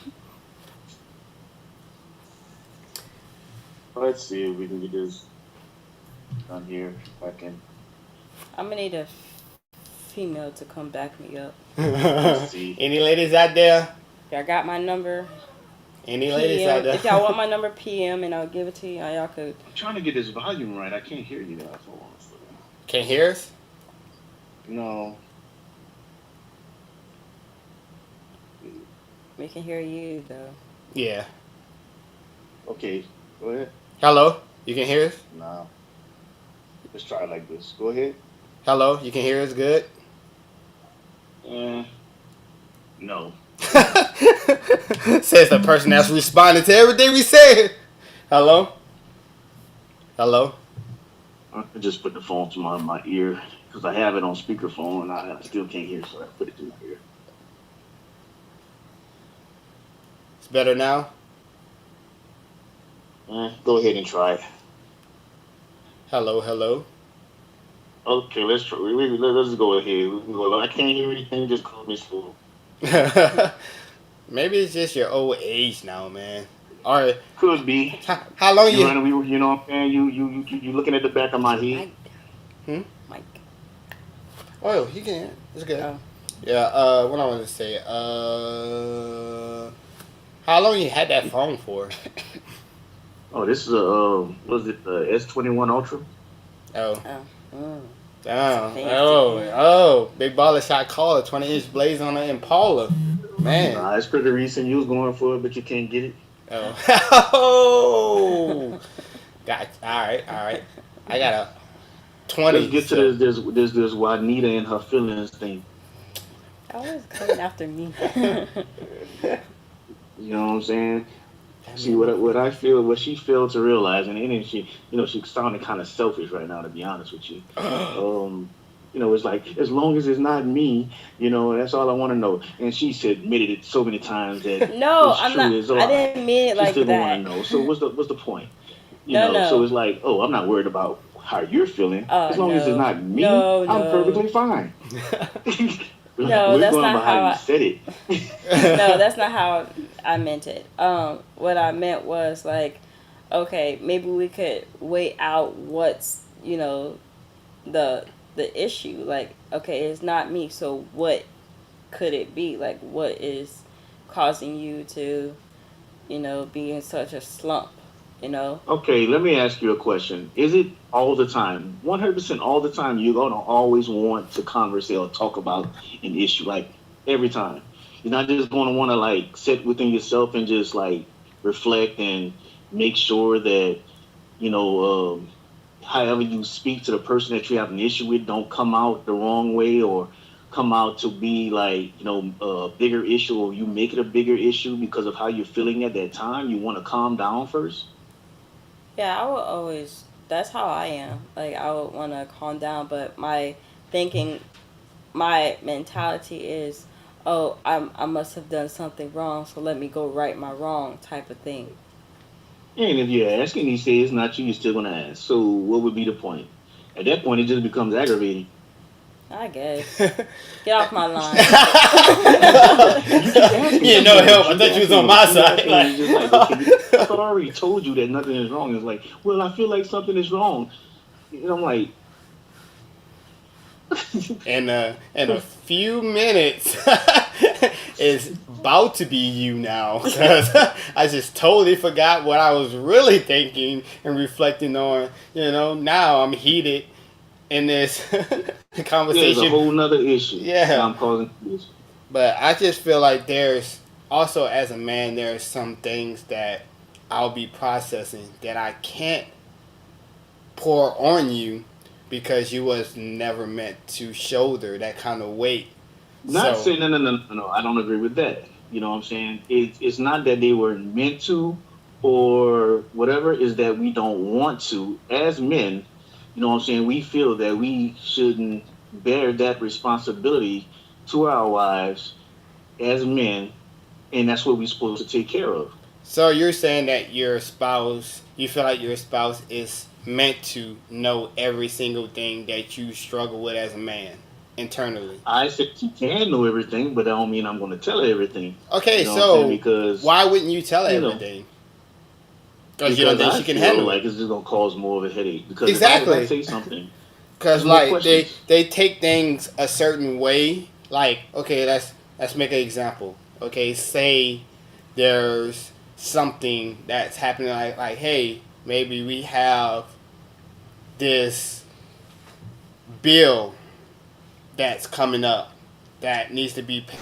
I'm kind of stressing about how we're gonna pay it, but I already know that I'm gonna do this, and this, and it's gonna all work out. But it doesn't really stop me from still processing it because in the meantime, with me focusing on paying this bill, I'm also worrying about hoping that nothing else crazy happens. Like any other situations where I gotta miss work, maybe I gotta fix the car, maybe the kids need something, maybe this, maybe that. So I'm just hoping that hey, I got a plan to meet this, but in the meantime, I'm processing, hoping nothing else happen. But I don't want to let you know because if I tell you something like that, Well, here's the thing. I hear what you're saying, but realistically, as married couples, you're supposed to take care of things together, no matter what it is.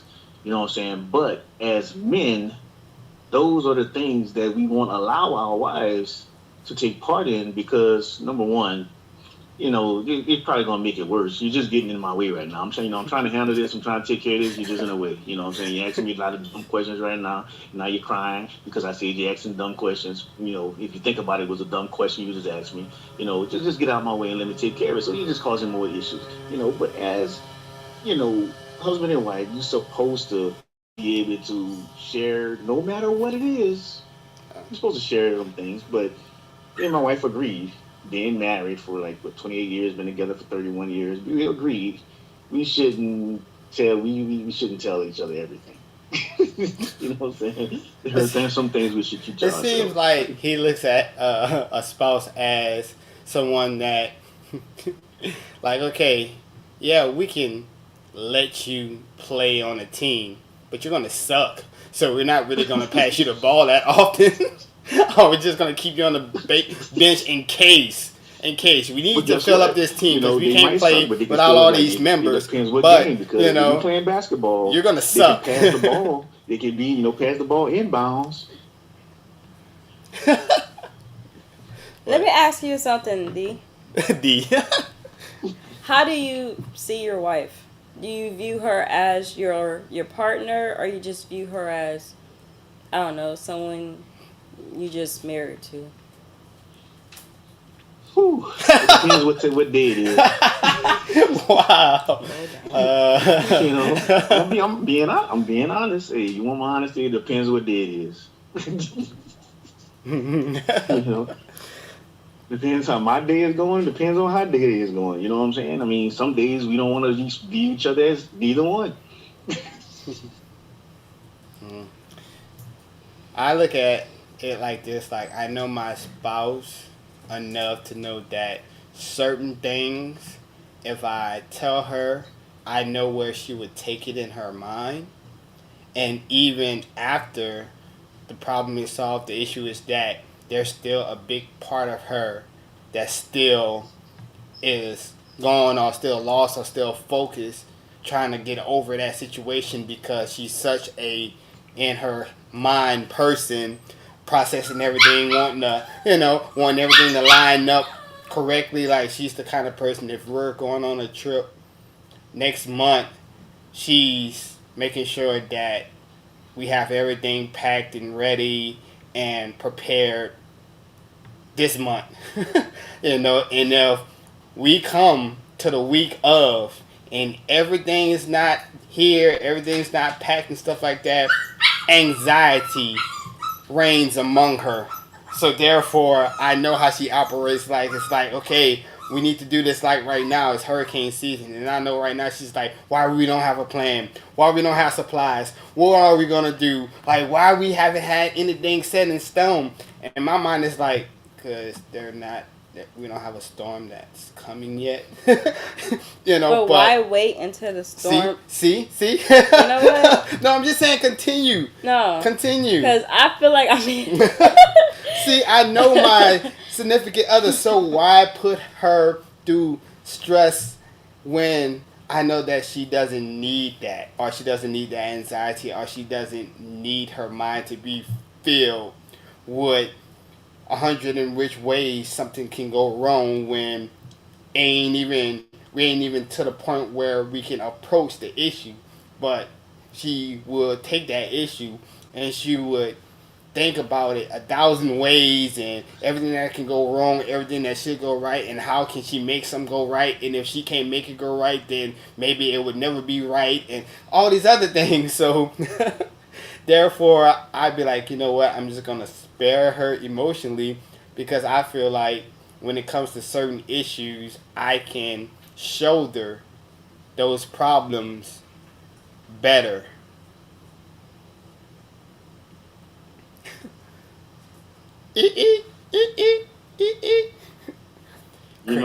Sometimes it's kind of crazy, man, because people often ask themselves things and ask questions and stuff like that, and when they get the answer that they're looking for or get what they want, it's like, tell me what's going on. And if I tell you what's going on and it's way beyond what you would think, now you're breaking down in a little corner crying. You know what I'm saying? Because you can't handle the situation. Nah, if you want to know what's going on, you got to be able to handle it all. Mm-hmm. Yeah. So, do you think that you have a emotionally stable significant other that's able to handle it all? I don't know.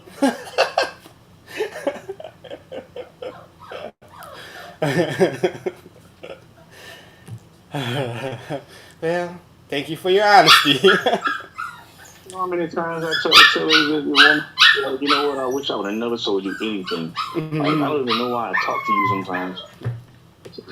Scotch. Hush. Hey, you wanna dog date with your dog? You poopy little monster. You know. So yeah. So do you feel like as men that Not my dog. we we are so emotionally Unattached? unattached that it really puts our significant others in a bad spot when it comes to trying to really communicate or what's the other word? Identify with us and stuff. Like try to like literally empathize. Yeah, empathize with us. Um, I feel like is learning your partner, man. It's like what best, like certain situations is different, man. It's like you gotta if if my wife uh if her best thing is take the instance, like if something is going wrong and it's best for her to go to the store and get her nails done, and after that, man, she'll have a whole conversation about anything. Mind you, that's just an example because my wife doesn't have any nails, but I'm just saying, man, Yeah. say for me, you know what I'm saying, is be like, you know what, let me be quiet. Let me sit over here, watch a couple of good movies because I love watching movies. And while Yes. I'm watching movies, you know what I'm saying? I'm getting my mind straight. I'm thinking about, these things Thank that, you. that's bothering me and the best way to move forward and everything like that and to deal with it, you know what I'm saying? So it's like if Just like your me. significant other, you know what I'm saying, pays attention, they're gonna know that when you're ready to talk, that that's you're going to come to them, you know what I'm saying, or if it's the best, if it's something that they need to be concerned about, then you will come to them, not pull it out of you. Pulling it out of you could be the worst thing they can actually do. Yeah, and I feel you can ask her too, but I feel that whenever I do talk, my wife knows that I talk. Whenever I do talk, Yeah. maybe a lot, maybe more than she signed up for, but when I do open up, I don't mind you talking because I don't mind listening. I'm more of a listener than a talker.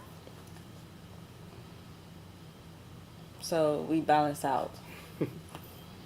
yeah, but I know that that's something that I could work on better. I just don't want it to also be a insecurity in you that's coming out and you just see it as, oh, you need to open up and let me know that it's not me, and then I'm like, how can it be you? Well, you know what? If you're gonna if you're gonna do it like that, I'm just gonna start keeping a mental checklist. I didn't do.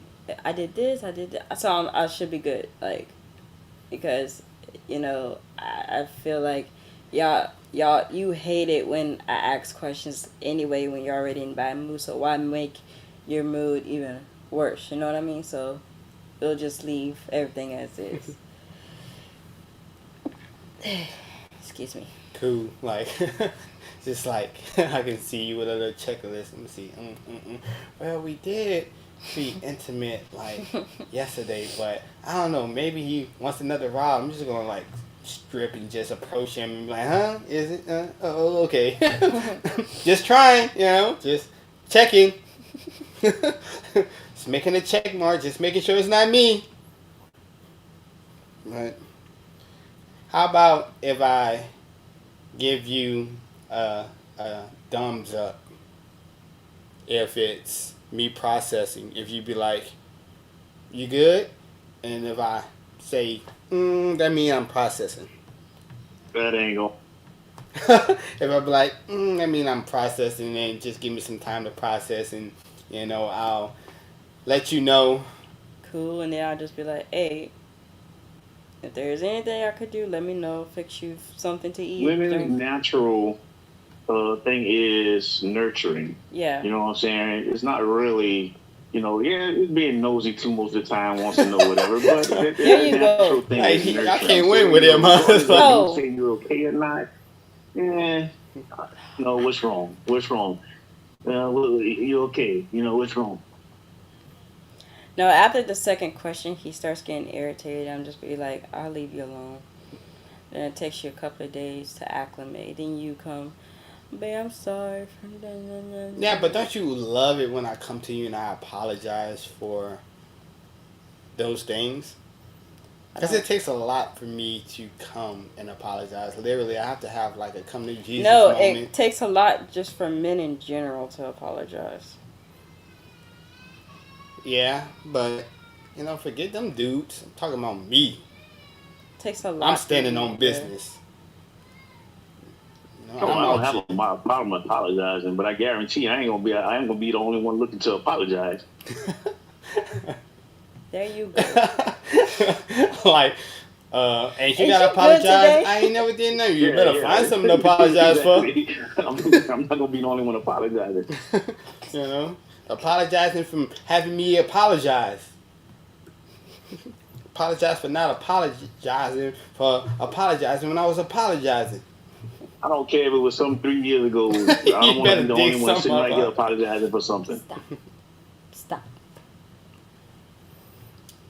Yep. So, yeah, and I think that was a time where it was worse than this.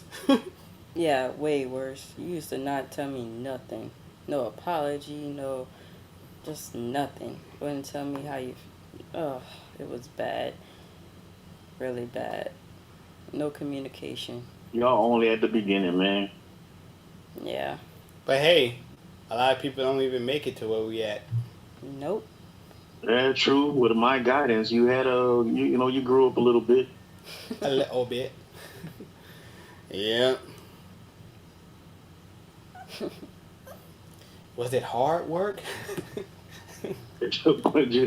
Yeah, you would have no idea. I felt like I wasn't really that hard. You felt. I felt like I was a very good listener. I accepted critiquing very well. You know what? I'm gonna say this one thing, man. Like honestly, you were very respectful. You know what I'm saying, towards me and everything like that. You listened. So I'll be honest. Like only headache you gave me was working for me because it just seemed like you just couldn't get it right. Just like can't get it right. It was a headache. I'm like, man, God have Lord have mercy, dude's gonna give me an aneurysm or something like that. But it clicked. Just in life in general. Eventually clicked. You was straight. You adapted well, and stuff like that, and and showed me a lot of respect. So I appreciated that much. But that's why I didn't give up on you. Was I did not want to get it right when I wasn't getting it right. Like I just wanted to have a job to earn money. I wasn't like really invested into like doing the work. I just wanted to. Yeah. So you wanted to get paid without doing work. Yeah, pretty much. So it's like I'm just gonna do pretty much the bare minimum I can do because I already seen that the people that actually stepped up and did a good job, they got the opportunity of doing everybody else's job.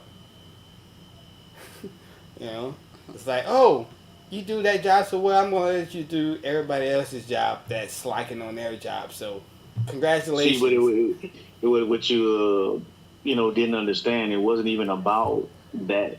It was about growth. You know what I'm saying? Like just knowing no matter what job you're at or what you're doing, that you're gonna have to, work past or go beyond, your mentality and you want anything out of life, no matter what you're doing, man. It's like you can hate it, But if you got a family and you want anything in life, man, like you can't nothing stop you around you. So you always should have done your best, regardless.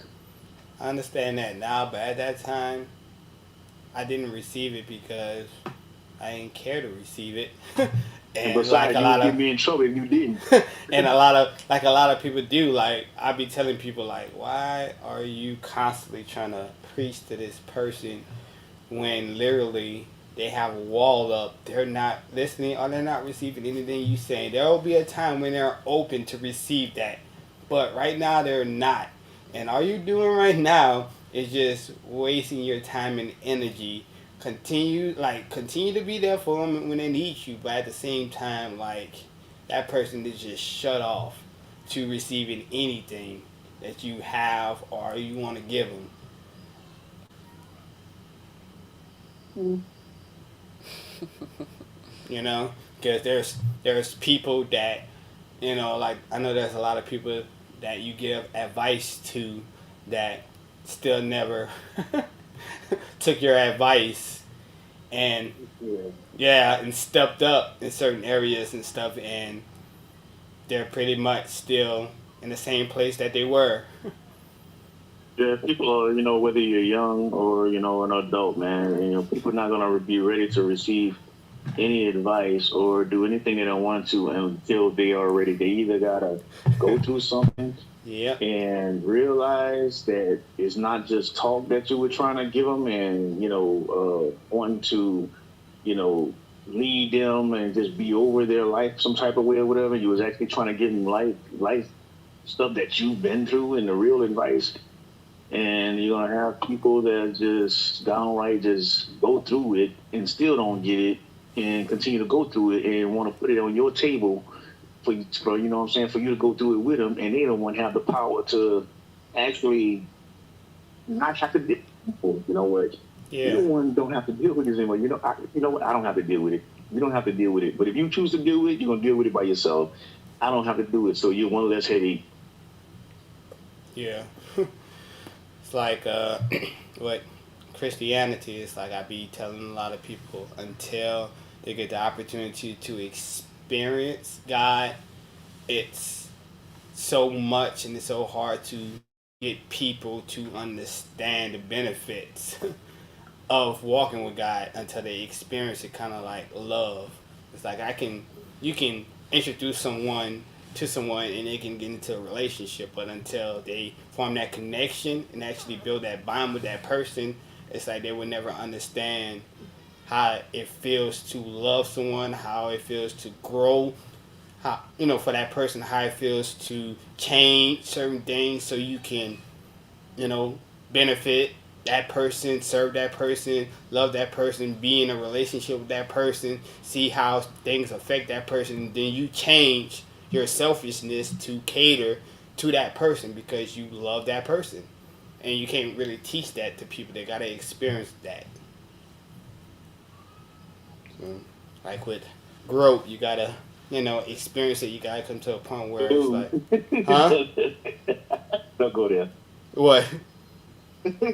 Say it. Let's go there. Say it. Maybe I misheard you. Sound like you said like a roll. Like what? No, I say like growth. Oh, okay. Oh, I know. I did not say I like thought that. you, Oh was wow, wow. Why you gonna do that, man? Don't do that. Don't do that.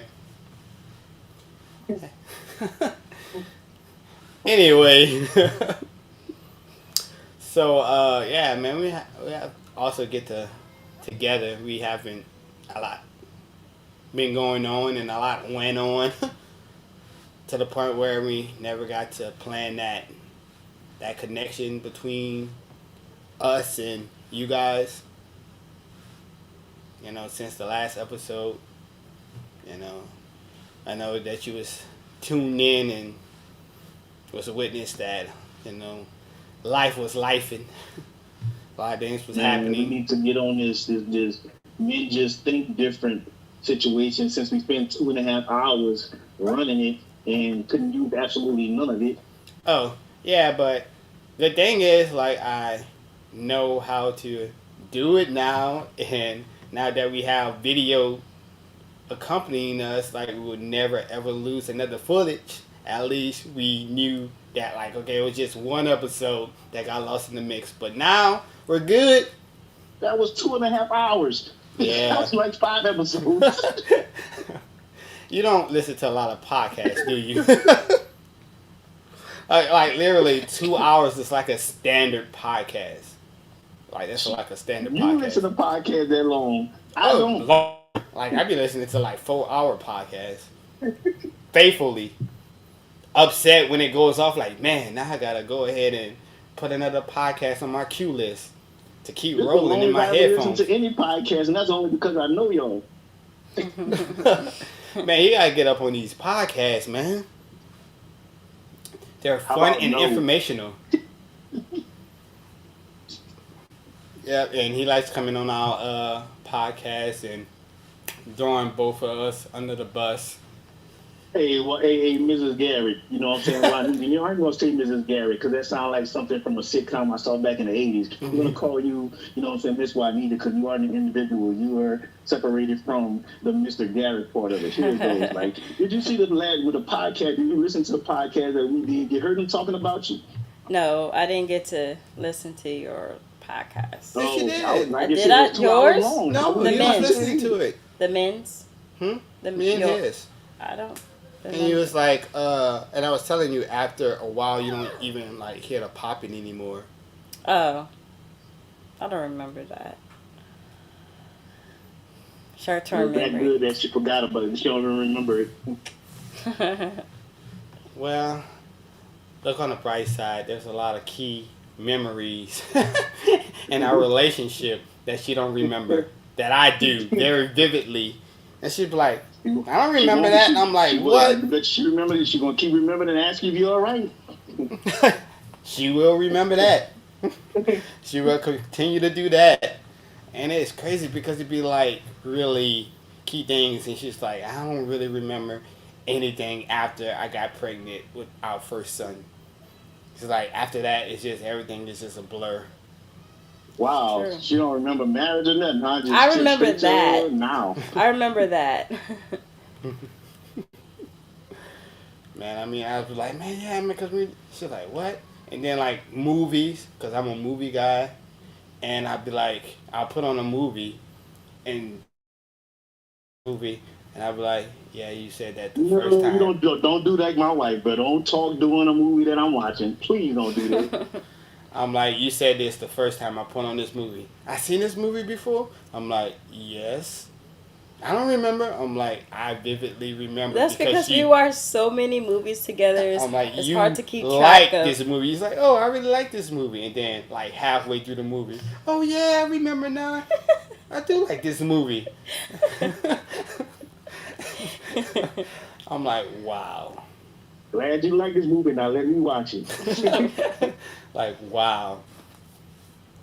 You know, and you ever had that situation where you really enjoy a movie or a show and you try to involve your wife with it and she disrespects it, like she gets up in the middle of it and you be like pause and you be like, oh no, you can play it. It's like, what? All the time. Like what? Like I'm trying to share this magnificent masterpiece with you and you just putting it off like like it's nothing. Like it doesn't matter if you miss 20, 30 minutes of it. I'm watching a good movie, right? She comes in. Why don't you put it on something we both can watch? I'll put it on something we both can watch and enjoy, quote unquote. And all of a sudden she get on social media and not even watching the movie. And you know what I'm saying? Like you made me turn off something I was really interested in. I just let you watch to something that you say we both can watch, and you ain't even watching it. My thing is she always gives me priority over the remote, and I like literally be wanting her to watch what she wants to watch because I really want to see what she's interested in and want to watch what she's want to watch, but she refused to allow me not to pick. You know, it's like Man, look, I have to I ain't choose. trying to watch what she want to watch because I'm tired of watching TLC. I'm tired of watching 8 women and one man. The multi, what you call it, wives or multiple wives thing, whatever, and 9 kids and a dad, or you know what, all this stuff right here is cool and everything like that. But unless it's a real story depicted by some people that I know, played by some people that I know, I really don't want to watch it. Wow. So, is there anything that you and your wife enjoy together watching? The Walking Dead. The Walking Dead? Oh, cool. No. Cool. I like The Walking Dead. No, her not too much. Me and her really enjoy watching like those couple shows like Are You the One? What's the other ones? The Ultimatum. Yeah. Love at First Sight, yeah. First Sight, stuff like that. We like watching those. I just started getting into those. My wife don't watch those, but I started getting into those myself. Yeah. We like to I guess diagnose people like in the shows and stuff like that. We have our favorite. We like to see who's the narcissist and see who's right, see who's wrong. Then we'll be having some discussions about some of the things that they agree with, what they don't agree with. Like, let me ask you this question: do you agree with the thing about this guy calling off his engagement because his fiance took a picture with Chris Brown in a disturbing kind of way? No, man, that was stupid. Why? Was that actress name that played Akita in the Bee type, whatever, or was it something else? No, it was something else. It was a guy's fiance. Like, he paid for her to go to the concert. He paid for the meet and greet. And then he seen online the kind of picture that she took with Chris Brown, and he called off the engagement because the way that she took the picture with Chris Brown was like, nah, like, if you are in a relationship, you have no business taking. You know what? I wouldn't even call off an engagement if my wife took a picture with a stripper. She was at a strip club. I probably gave her the money to go. What? Oh my God. Really? It's like giving the person the ammo, basically. Stop. Okay, so it's really no big deal. All right, so do you consider anyone that doesn't feel like you insecure? No, I don't think I am. I'm not. I'm saying like anyone that doesn't feel like you, like meaning that if, like me, I feel like that's crazy. Like, I would never allow my wife to go to a strip club to have strippers to take a picture with her favorite celebrity and like posing on him like in a sexual way. Like, of course not. No, there's a difference between taking a picture and posing on somebody in a sexual way. You know what I'm saying? That's what she was doing. If we're just taking a picture, that's what she did. No big deal. She was posing on him in a sexual way. There sitting there with a hand down below. You know what I'm saying? Taking a picture or anything like that. I mean, no. But man, let's go back to the strippers. Like, really, like, we didn't even we was like, nah, like, we won't even have strippers or that kind of activity at our bachelor party. At your bachelor party. It wasn't even married. But anyway, I have an issue with my wife going to a strip club, or like, I literally would give her the money to go. Oh, that's wow. You know what I'm saying? Because if she come home and take it out on me, it's all the better. Wow, it's like, man, tripping. Like, I'm like, nah, like, oh, you want to see a stripper? Man, let me go ahead and put these LED lights on. Let me go ahead and get the Genuine My Pony popping off. Alexa, play Genuine My Pony. No. Alexa, no. Alexa lighting up like, what's up? She's, no, you good. Go to sleep. I'm just saying, I'm going to show you a show. You ain't about to go have other sweaty men picking you up and flipping you and dipping you around. Of course not. Like, I mean, you got to understand, like, those of you got, like, you got security issues, you know what I'm saying? It's like, until you deal with that, and You know what? Here's what I always say. I'm gonna be honest with you. Whatever. Even though you can, man, you can trust your wife 100%, 100%. But I always say to myself, man, if you can't trust yourself, you can't trust nobody.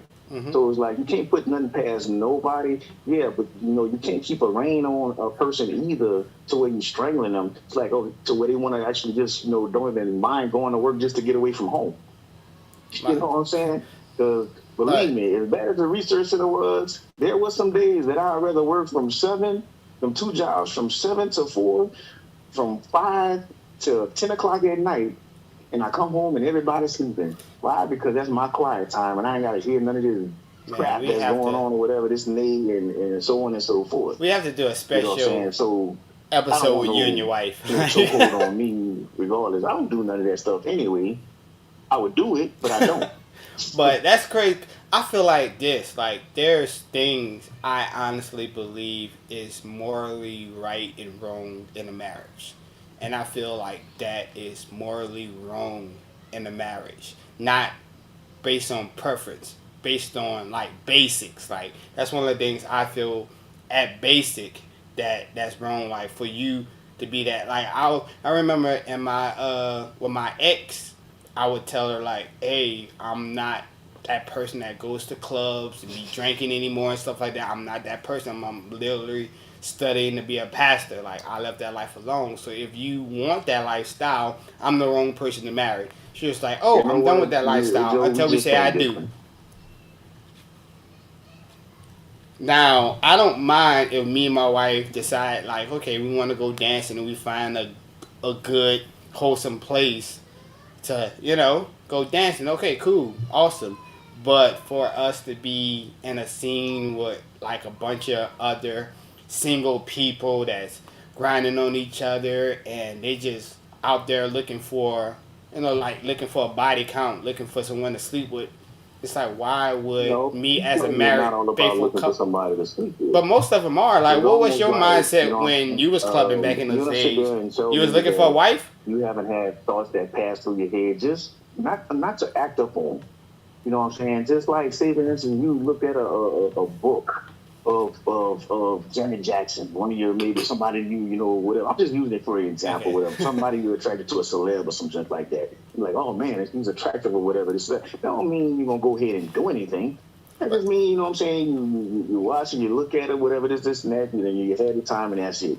That's the difference. Yeah. Like, me and my wife had that conversation. Like, I told her if she does not find another guy attractive, I can't trust her because I know that it's humanly impossible for another human to not find another human attractive. Let me comment on that because I've actually came across a video on TikTok where if you actually find another person attractive, and then there's a Bible verse that goes with it. It said, if any man looks at another woman lustfully in his heart, you have already committed adultery. But that's different.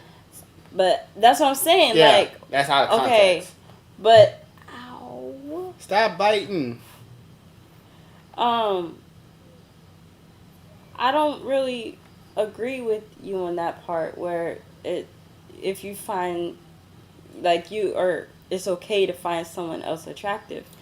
No, it's not like attractive in a sense like it's just a visual thing. I lust after that person. Yeah, that's what I'm talking about. Like visible attraction. I mean, you can't say like, okay, that person, that's a beautiful female right there, and not feel drawn to that person in any kind of way other than they're just attractive. That's what I'm talking about. I'm not talking about like you wanting that person. I'm just saying that like as a visual effect, like, hey, God created women to be beautiful. Women are beautiful. I can't say that me seeing another woman beautiful. I remember this time when I seen LL Cool J from the MTV Awards and he first took his shirt off and I'm like, man, no, before he took his shirt off, I was like, man, this dude must be sick and small. He took his shirt off and he was like all ripped and stuff. I'm like, God damn. You know what I'm saying? Like, I wish I could look like that. I admire the dude physique. You know what I'm saying? I mean, that's finding. You just like if you see a female, you admire the female's physique. You know what I'm saying? It's like. So y'all heard it first, ladies and gentlemen. Titania Johnson is coming out of the closet. First on Stay Yoked Podcast. You heard it first here. We were breaking news, ladies and gentlemen. This is the only podcast that's breaking such news. Woo! So, how does it feel coming out doing Pride Month? But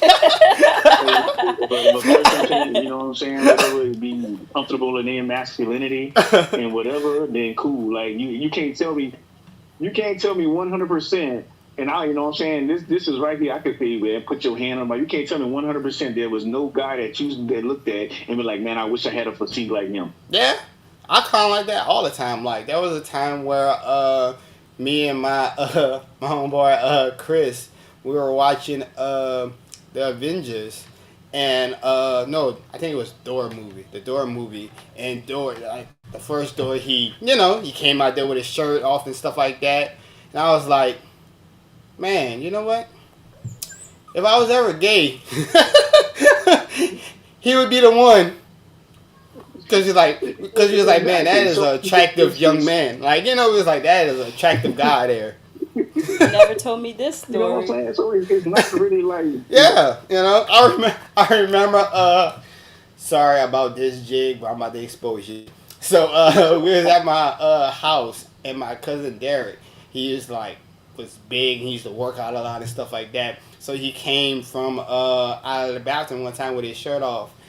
And Jig sees him, and Jig goes, ooh. He was like, what? It's like, man, but he big, man. I didn't even know that dude was that big. It was like, don't ever make that sound again when you see a guy with his shirt off. It's like, man, that was just a reflex. And he's like, okay, yeah, we gon' we're going to go ahead and ignore that one. But... You know what I'm saying? We're going to make sure that... you find a attraction in saying of a person is physically appealing doesn't mean that you want to be with them. You know what I'm saying? But I put it like this, like, I cannot trust an individual. That's why we was talking. I was like, man, I can't trust you because you can't say that after you got with me, after you married me, you stopped seeing what you thought was attractive. It's like it's shut off. Like, oh, I only have eyes for you now. I only see you as attractive. I don't see anybody else attractive. I know that's a lie, and I know the people that you find attractive because I be seeing the people that I know that you will find attractive, and when I see them out and about, I feel played. I feel kind of overprotective now. But like, look at this dude walking around here. You better not glance at my whole wife too long. If you glance at it, you better glance at it just to know that a person is there and keep it moving. Because I start feeling a kind of way because I know that my wife will probably find this guy attractive. So, for someone to be like, nah, man. Huh? What? I mean, neither one of y'all are dead in order to kind of find the opposite of sex, sex attractive. You know what I'm saying? So both of y'all have a pulse. You know what I'm saying? Both of y'all are living, breathing, and stuff like that. So, I mean, that's natural. But I mean, that's why I say I just say like that. You should not like act upon it to the point where like you start lusting over that person because that's like a big difference. She look innocent, bro. Huh? She looks innocent, but I don't think she'll do that. Who, my wife?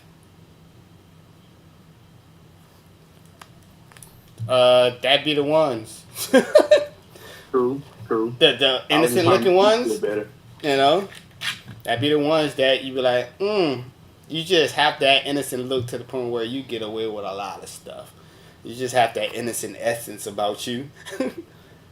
Cause. It reminds me of my oldest daughter, man. So much is ridiculous. So, that's some stuff that gotta understand, because I know that she probably have a celebrity crush. I know she used to have one, Shamar Moore. She said that she don't like him no more, but I don't. Exactly, and that like literally looks nothing like me. So, like that's when it hurts when your wife's celebrity crush looks nothing like you. So you be like, wait, so am I your type or or I just so happen to, catch you at a good time. When you say to yourself while you're laying in the bed at night, crying to yourself, you know what? Tomorrow I'm going to do some push-ups. I'm going to join the gym. It's like I'm gonna do something that I never did before. I'm gonna go ahead and I'm gonna give a guy that I really don't like a chance. And I just so happen to win myself into your heart. But like, you know what? I really like this guy. He's a really cool guy. And he's safe because if I don't find him attractive, maybe nobody else does. So I ain't gotta worry about him being stolen. You can chime in anytime you want and debate and tear down these false allegations that I'm making anytime you want to. I'm gonna handle you in private. You sure? Because if not, you can't do it all by yourself. if not, people are going to continue to think that's really how you think. And No. You sure? So okay, who's your celebrity crush? I don't She have said one. she was sure. Stop. You're doing like her. Who's now. a celebrity that you find attractive? Recently. Anyone. Could be an actor, singer, basketball player. I don't know. Something you're going to be pissed off about later, bro. No, I won't. Because I'm secure in that. Well, leave it alone. You keep on. No, I just want to know. I don't know, but he was light skinned. He was light skinned? Mm-hmm. It's always light skinned. Because that was my type. We already established that. Them dudes not in no more. You shouldn't even worry about Exactly. that. I'm saying I don't know why you still got this type of light skinned dudes when these dark skinned brothers we in right now the ones they're all checking for the dark skinned brothers now. So I remember back in school I felt so insecure. But y'all be the ones who know how to. So I got a question. Okay, Juanita, this is for you. Okay, you said your type is light skinned. What attracted you physically? Because you automatically see the person physically. What attracted you physically to Joey when you first seen him? What was your attraction? I wasn't attracted to him physically. I was attracted to him on a. That's all. You can keep it right there. You can stay right there and just leave it. On an emotional level. Thank you. Now they're gonna clip this up, and now we're not hear the end of it. They're gonna be like, now I see why he doesn't allow her to go to strip clubs and take pictures with with her celebrity crushes. Because But you have to see you got to so for instance, you just started talking to him with as what, and then all of a sudden emotionally fell in love with him, and then from emotionally you became physically attracted to him. What happened was, I think he missed our first episode, so you're gonna have to go back and. He doesn't listen. He doesn't listen to podcasts. So, I guess I have to give you the short version. At first, we just started talking as friends. I didn't really find him that attractive because I wasn't really into dark-skinned guys. My type was light-skinned guys. She keeps elaborating. On the not attractive part. I'm sorry. No, it's cool. It's cool. Well, it's really funny because usually light-skinned women are attracted to dark-skinned guys. I know, right? Can't wait till it's my turn, but continue. You're attracted to white. We're gonna hold deeper for herself. Go ahead. Yeah. But once we established a friendship and we established an emotional bond, then it's the physical attraction came afterwards. So you lied to me. No, because you said, when I saw your photos with you and those eyeglasses and that beard, I was like, ooh, he handsome. Yes. He fine. Yes, but that's not what you just said in your story. Oh, yes. So is it attraction or not? You're so emotionally attracted to. She's willing to look past your ugliness. Yeah, that's what she's pretty much saying. She married me for what I am inside, ladies and gentlemen. She said she married me for the man that I am inside. She got to know me, and she's like, oh my God, I love his heart. I don't care if he's very unattractive and ugly. Maybe my beauty and his ugliness, we can make beautiful kids. Because opposites attract, and they make... I never said I was pretty. I never said that. I always tuck it up to you being more than me. She more or less kept her fingers crossed and hoped that y'all kids came out beautiful. I know, right? Because how she's kicking my You back know in what? on the appearance part. Thanks, You know. everyone. Thank you for tuning in to our No, podcast. no, This is episode no, you 4. can't Please outro it tune out in yet. for- It's my turn. It's my turn. It's my turn. What attracted me to you was your innocent look. Yeah, so you can get it over on me easily. Oh! Wow. Really? After like an hour and 40 minutes in, you want to go ahead and go on this subject before I can get in and over on you? Really? If we're really going to take it to that level, let's go ahead. All right, let's go. So you really believe that I hollered at you so I can get over on you? No, I don't. You But sure? I'm just Or you like- just potting? You potting? I'm potting. You No, potting? she's trying to get around so you can forget what she just said. Because I was about to ring the bell. You was about to go in. I mean, it was about to be slug match. Slug fest, I meant. I was like, man, really? No, I was just like, really liked it. You're... Well, Joe, don't worry.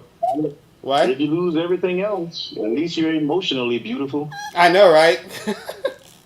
You know, I might not be a looker, but I got a good heart, y'all. So, You know what I'm saying? you know. You're making me sound like I'm a really bad person.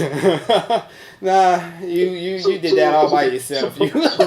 So how does she look at you now? How you think she, in your head, is like, she's probably looking at me now thinking that I'm ugly. I know, right? I know if I was like, you better act right, because all the stuff I got to put up with, just knowing that, you know, just knowing all these light-skinned brothers out here, and, man, that is messed up, y'all. So, in case y'all just tuning in, Juanita doesn't find me attractive. Juanita, huh? It's true. I can vouch for that. Datania, shut up! And she's only with me because I had a good personality. I made her laugh. I made her smile. And I treated her better than her ex. So she... All emotional. Yeah. So she went ahead and took a chance on me. And it's like, I'm safe because no one would want such an unattractive guy. You know what that reminds me of? But everybody It reminds me wanted of the color you. purple. Even though, he made that little thing, you so is ugly. Yeah. Even though she was ugly, he still, you know what I'm saying, did what he had to do with it. But she sure was ugly. And it kind of makes you feel like she's Danny Glover and you're Whoopi Goldberg. So I'm silly? So I am the male version of silly now. Like, really? So this is what we come to? Wow. So now I'm going to have to go to therapy, counseling, and try to, I don't blame you. like, regain my sense of confidence when it comes to my appearance. I'm going to get a Bowflex. You heard it here first, people. I'm going to get She's another gym emotionally membership, and attracted to him. I'm going to really, I'm going to really start changing these things. You better get some bleaching, some skin bleaching product too. Apparently you're too dark. Yeah, probably need some Ultra Glow. That's sad that you even know what that is. Oh, I know what that is. Huge. Trust me, I pondered. I pondered before. I'm saying, like, if black guys didn't come back into style, well, every other black guy except me. That means Michael Jackson looks better than you. I know, right? I know, right? Light skin. Man.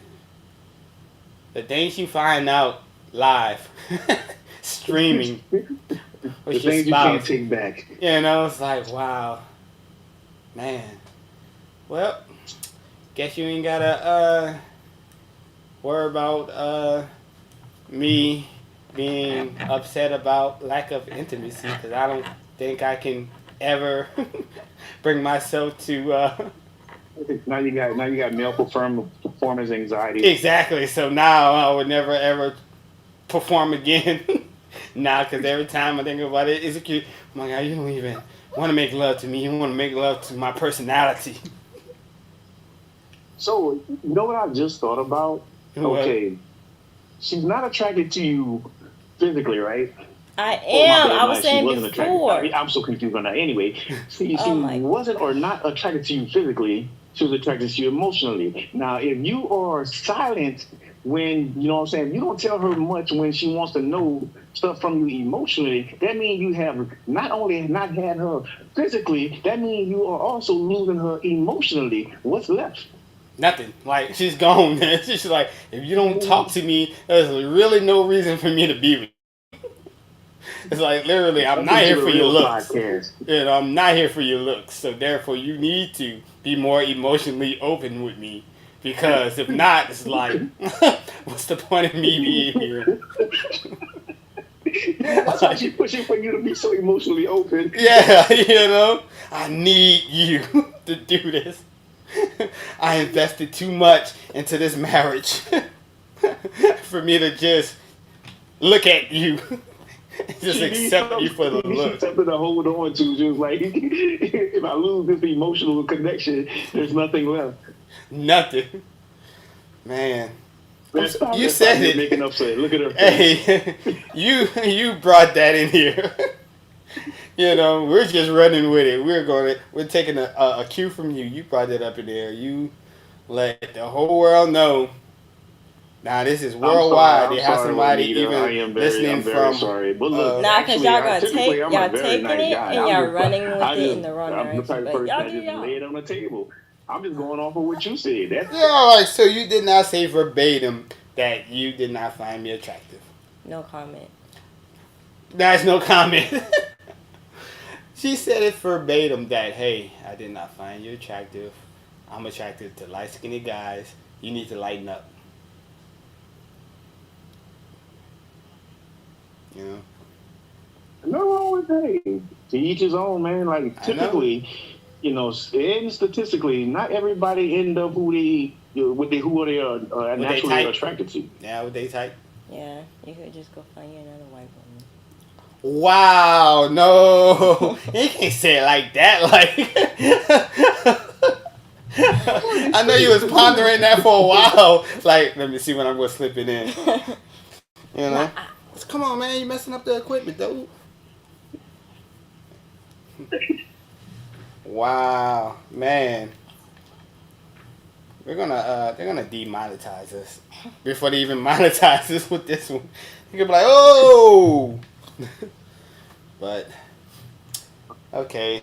She did say that she did find me attractive for a dark skinned guy. Yeah, I find you attractive. You know what? You're kind of cute for a fat chick. Is what you say a lot? Is that's your go-to? That's the equivalent. You're kind of cute that's for your a fat chick. go-to words of I said affirmation. that's the equivalent of what I said. You know what? I no longer want to do this podcast. Why not? Why not? Maybe I gotta like darken up my cartoon character on the logo too, to make it more realistic. You know, I'm sorry, you guys, that y'all had to be privileged to this draining information about. You know. Yeah, you sound real depressed. You don't sound as energetic as you did in the beginning. You know, it's like, oh man, like how do you push past this? You know, dang. But hey, I opened up the can of worms. I asked for it. You did, and D'Artagnan decided to fry him all different type of ways. How you feel now? What? You know, I'm just gonna cry in the car. I'm not gonna cry on live. You know, because being a wimp and unattractive is your house, bro. It'll be a riot.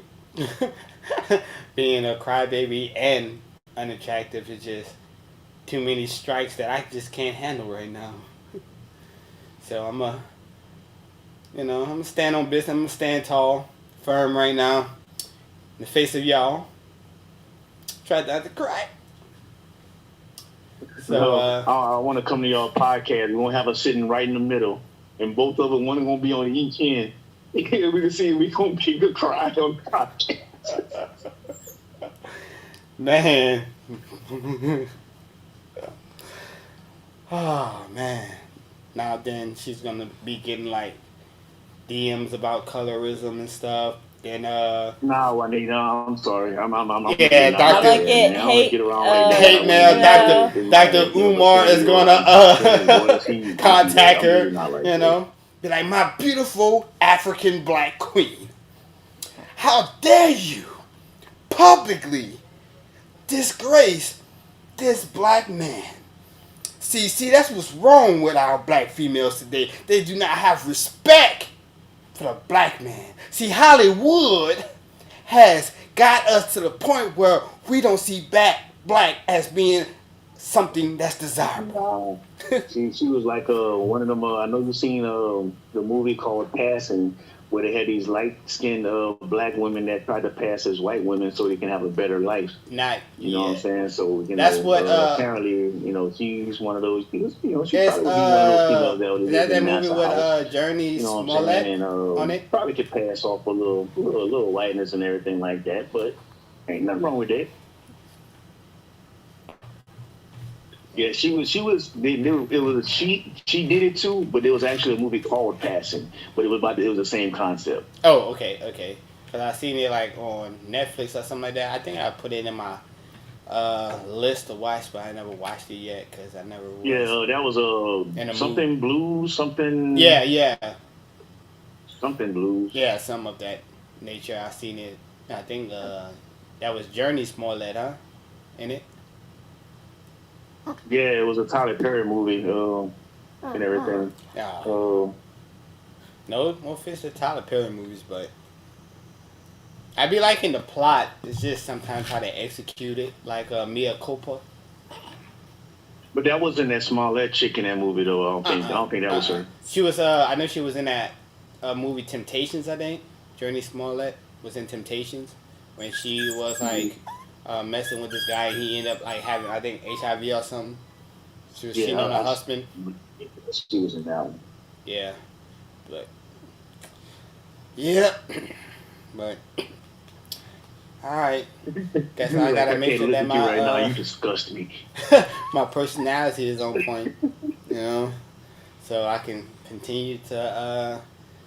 Oh man. Woo! So. Look how you looked at her. I know, right?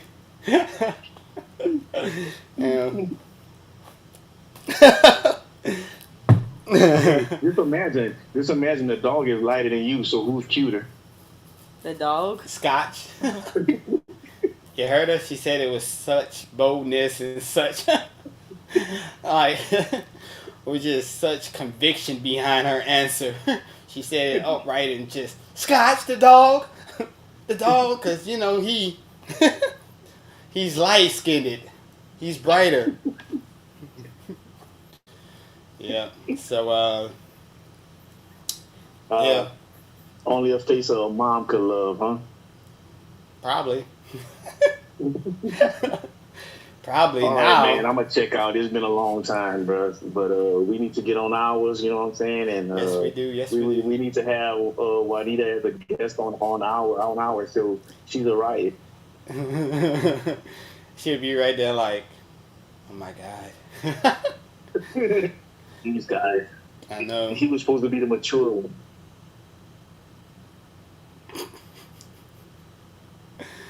Yeah. So, if y'all still tune in, check out the upcoming episodes of We Just Ain't Different. Yeah. Because we do. And, I don't care how much evidence you have. Ain't no changing this brother's mind. None at all, man. I mean, you can 'Cause have I'm like stuck in my ways, bro. evidence, and Whether he's it may gonna be say it's right, I Photoshop. He's don't gonna care. say it's That's green just how I screen. feel. You know, he's gonna say it's scripted. He's gonna say the CIA is in on it also. You know, he's gonna say everything. Also, be tuned in on. Oh, excuse me. Thursday evenings for lighten up church. Look, I can't even say lighten up no more. I have to change the name. So it's me, Dark. You never say it, but I'll wait for you to do it first. You know, I have to change that name. Lighten up. You know. Oh, how your wife wants you to do? It's like, hey, mind your business. Also, we have a lot of things coming up. Spiritual Roundtable coming up August 17th. About to start I'm promoting that. interested in that. Huh? Yeah, man, you gotta come. Shake things up.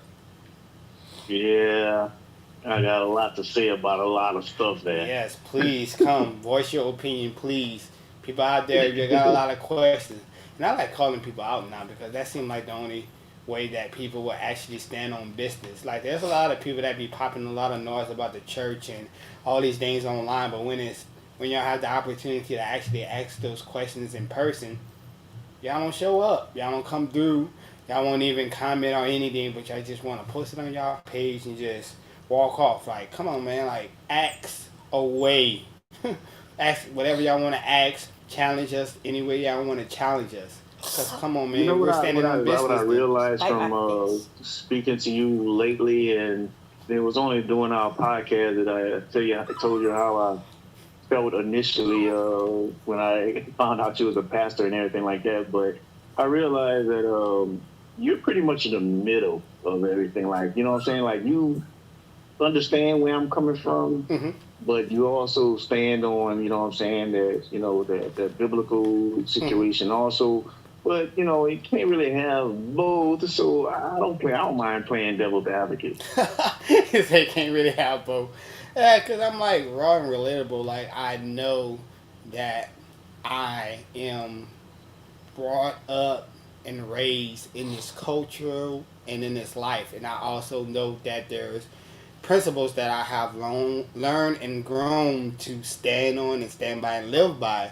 But I also know how it feels to be on the other side of the fence, how to wonder, how to have questions, how to challenge things, how to go against things, how to rebel, how to be stubborn. Stop biting and tonguing my wife.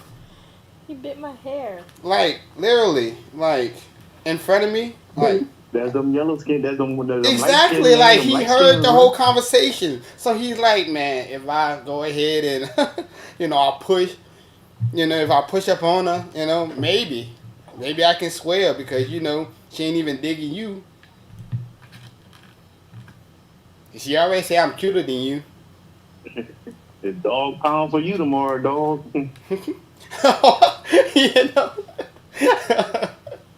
Like, okay. The dog looks sick. No, he fine. That's normal. Give it some time. He'll sleep it off. Oh, man, now PETA is going to be after us. You got PETA, the NAACP, Black Lives Matter, Dr. Umar, who else going to be after us? The Breakfast Club, a lot of individuals the is more going to be after exposure they us. all after, that means you're doing something right. I guess so. If you say so, man. Well, I'm not the one that's being called ugly because I was, wasn't attracted to. My wife never really said that part. I'm gonna have to, I had that discussion. Please do it live, because I would love to hear what she thinks about you. I would love it. The only difference is my wife wouldn't go on live, so you know what I'm saying. She don't barely discuss stuff with me or in front of friends. She definitely wouldn't do it live. Yeah, so we're gonna have to catch her and be like, "Oh, the camera is off. Look, there's no red dot or no red light. It's not recording." Yeah, that's the only way you catch it. Juanita, stop yawning. Juanita's ready to go to bed. It's time for her to go to bed. You know she's only 25 years old. You know her bedtime was like a long time ago. Wow. Man. You gotta clap back. You know what? That's what we're gonna do. Next, we're gonna work on how you clap back. You gotta clap back. You gotta let them have it. I'm not, because I'm gonna take it out the Christian realm. Oh no! Like, this is okay. Like, there's a way that you can clap back in a Christian way. That's what I'm saying. I'm not gonna clap back in a Christian way. I haven't said anything that ammunition wasn't given to me for. You know what I'm saying? I'm just repeating the fact that, hey, look, she had to run away at the age of 25. So apparently, being an adult, she must be on a feeding schedule. She must have a bedtime schedule, a bath schedule. You know what I'm saying? She must take a nap during the day. You know what I'm saying? No, unfortunately for the kids that won't allow her to do it, but she get cranky. You know what I'm saying? She doesn't get her nap. So, you know, maybe at times you probably got a burp or two. All right, caller, thank you for calling in. We will take all that into consideration. Okay, next caller, please. My pleasure. All right. Thank y'all for tuning in. Thank y'all for being with me through this tough time. This was another episode of Stay Yoked, where you never know how it's going to wind up now or what's going to come from the episodes, especially from your significant other. Just want to say blessings and peace to all the couples out there. I pray that y'all having an amazing time with each other. I hope that it's a peaceful time. Hope that the communication is all good. And I hope that they love you like my wife loves me for the person that you are inside. Nothing superficial. So this has been another episode of Stay Yoked Podcast. It's me, Jay Garrett Sr., with my lovely wife, Nita. You want to tell everybody bye? Bye. And I'm going to go ahead and disconnect and get all this business that's about to come to me from my significant other. So wish me luck and pray for me as we close this episode. Let me go ahead and put on some outro music so we can end this on a positive note. Okay, let's see. Bear with me for a few seconds. Here we go. There we go. Yeah. And we done, ladies and gentlemen. This has concluded another episode of the Stay Yoked Podcast.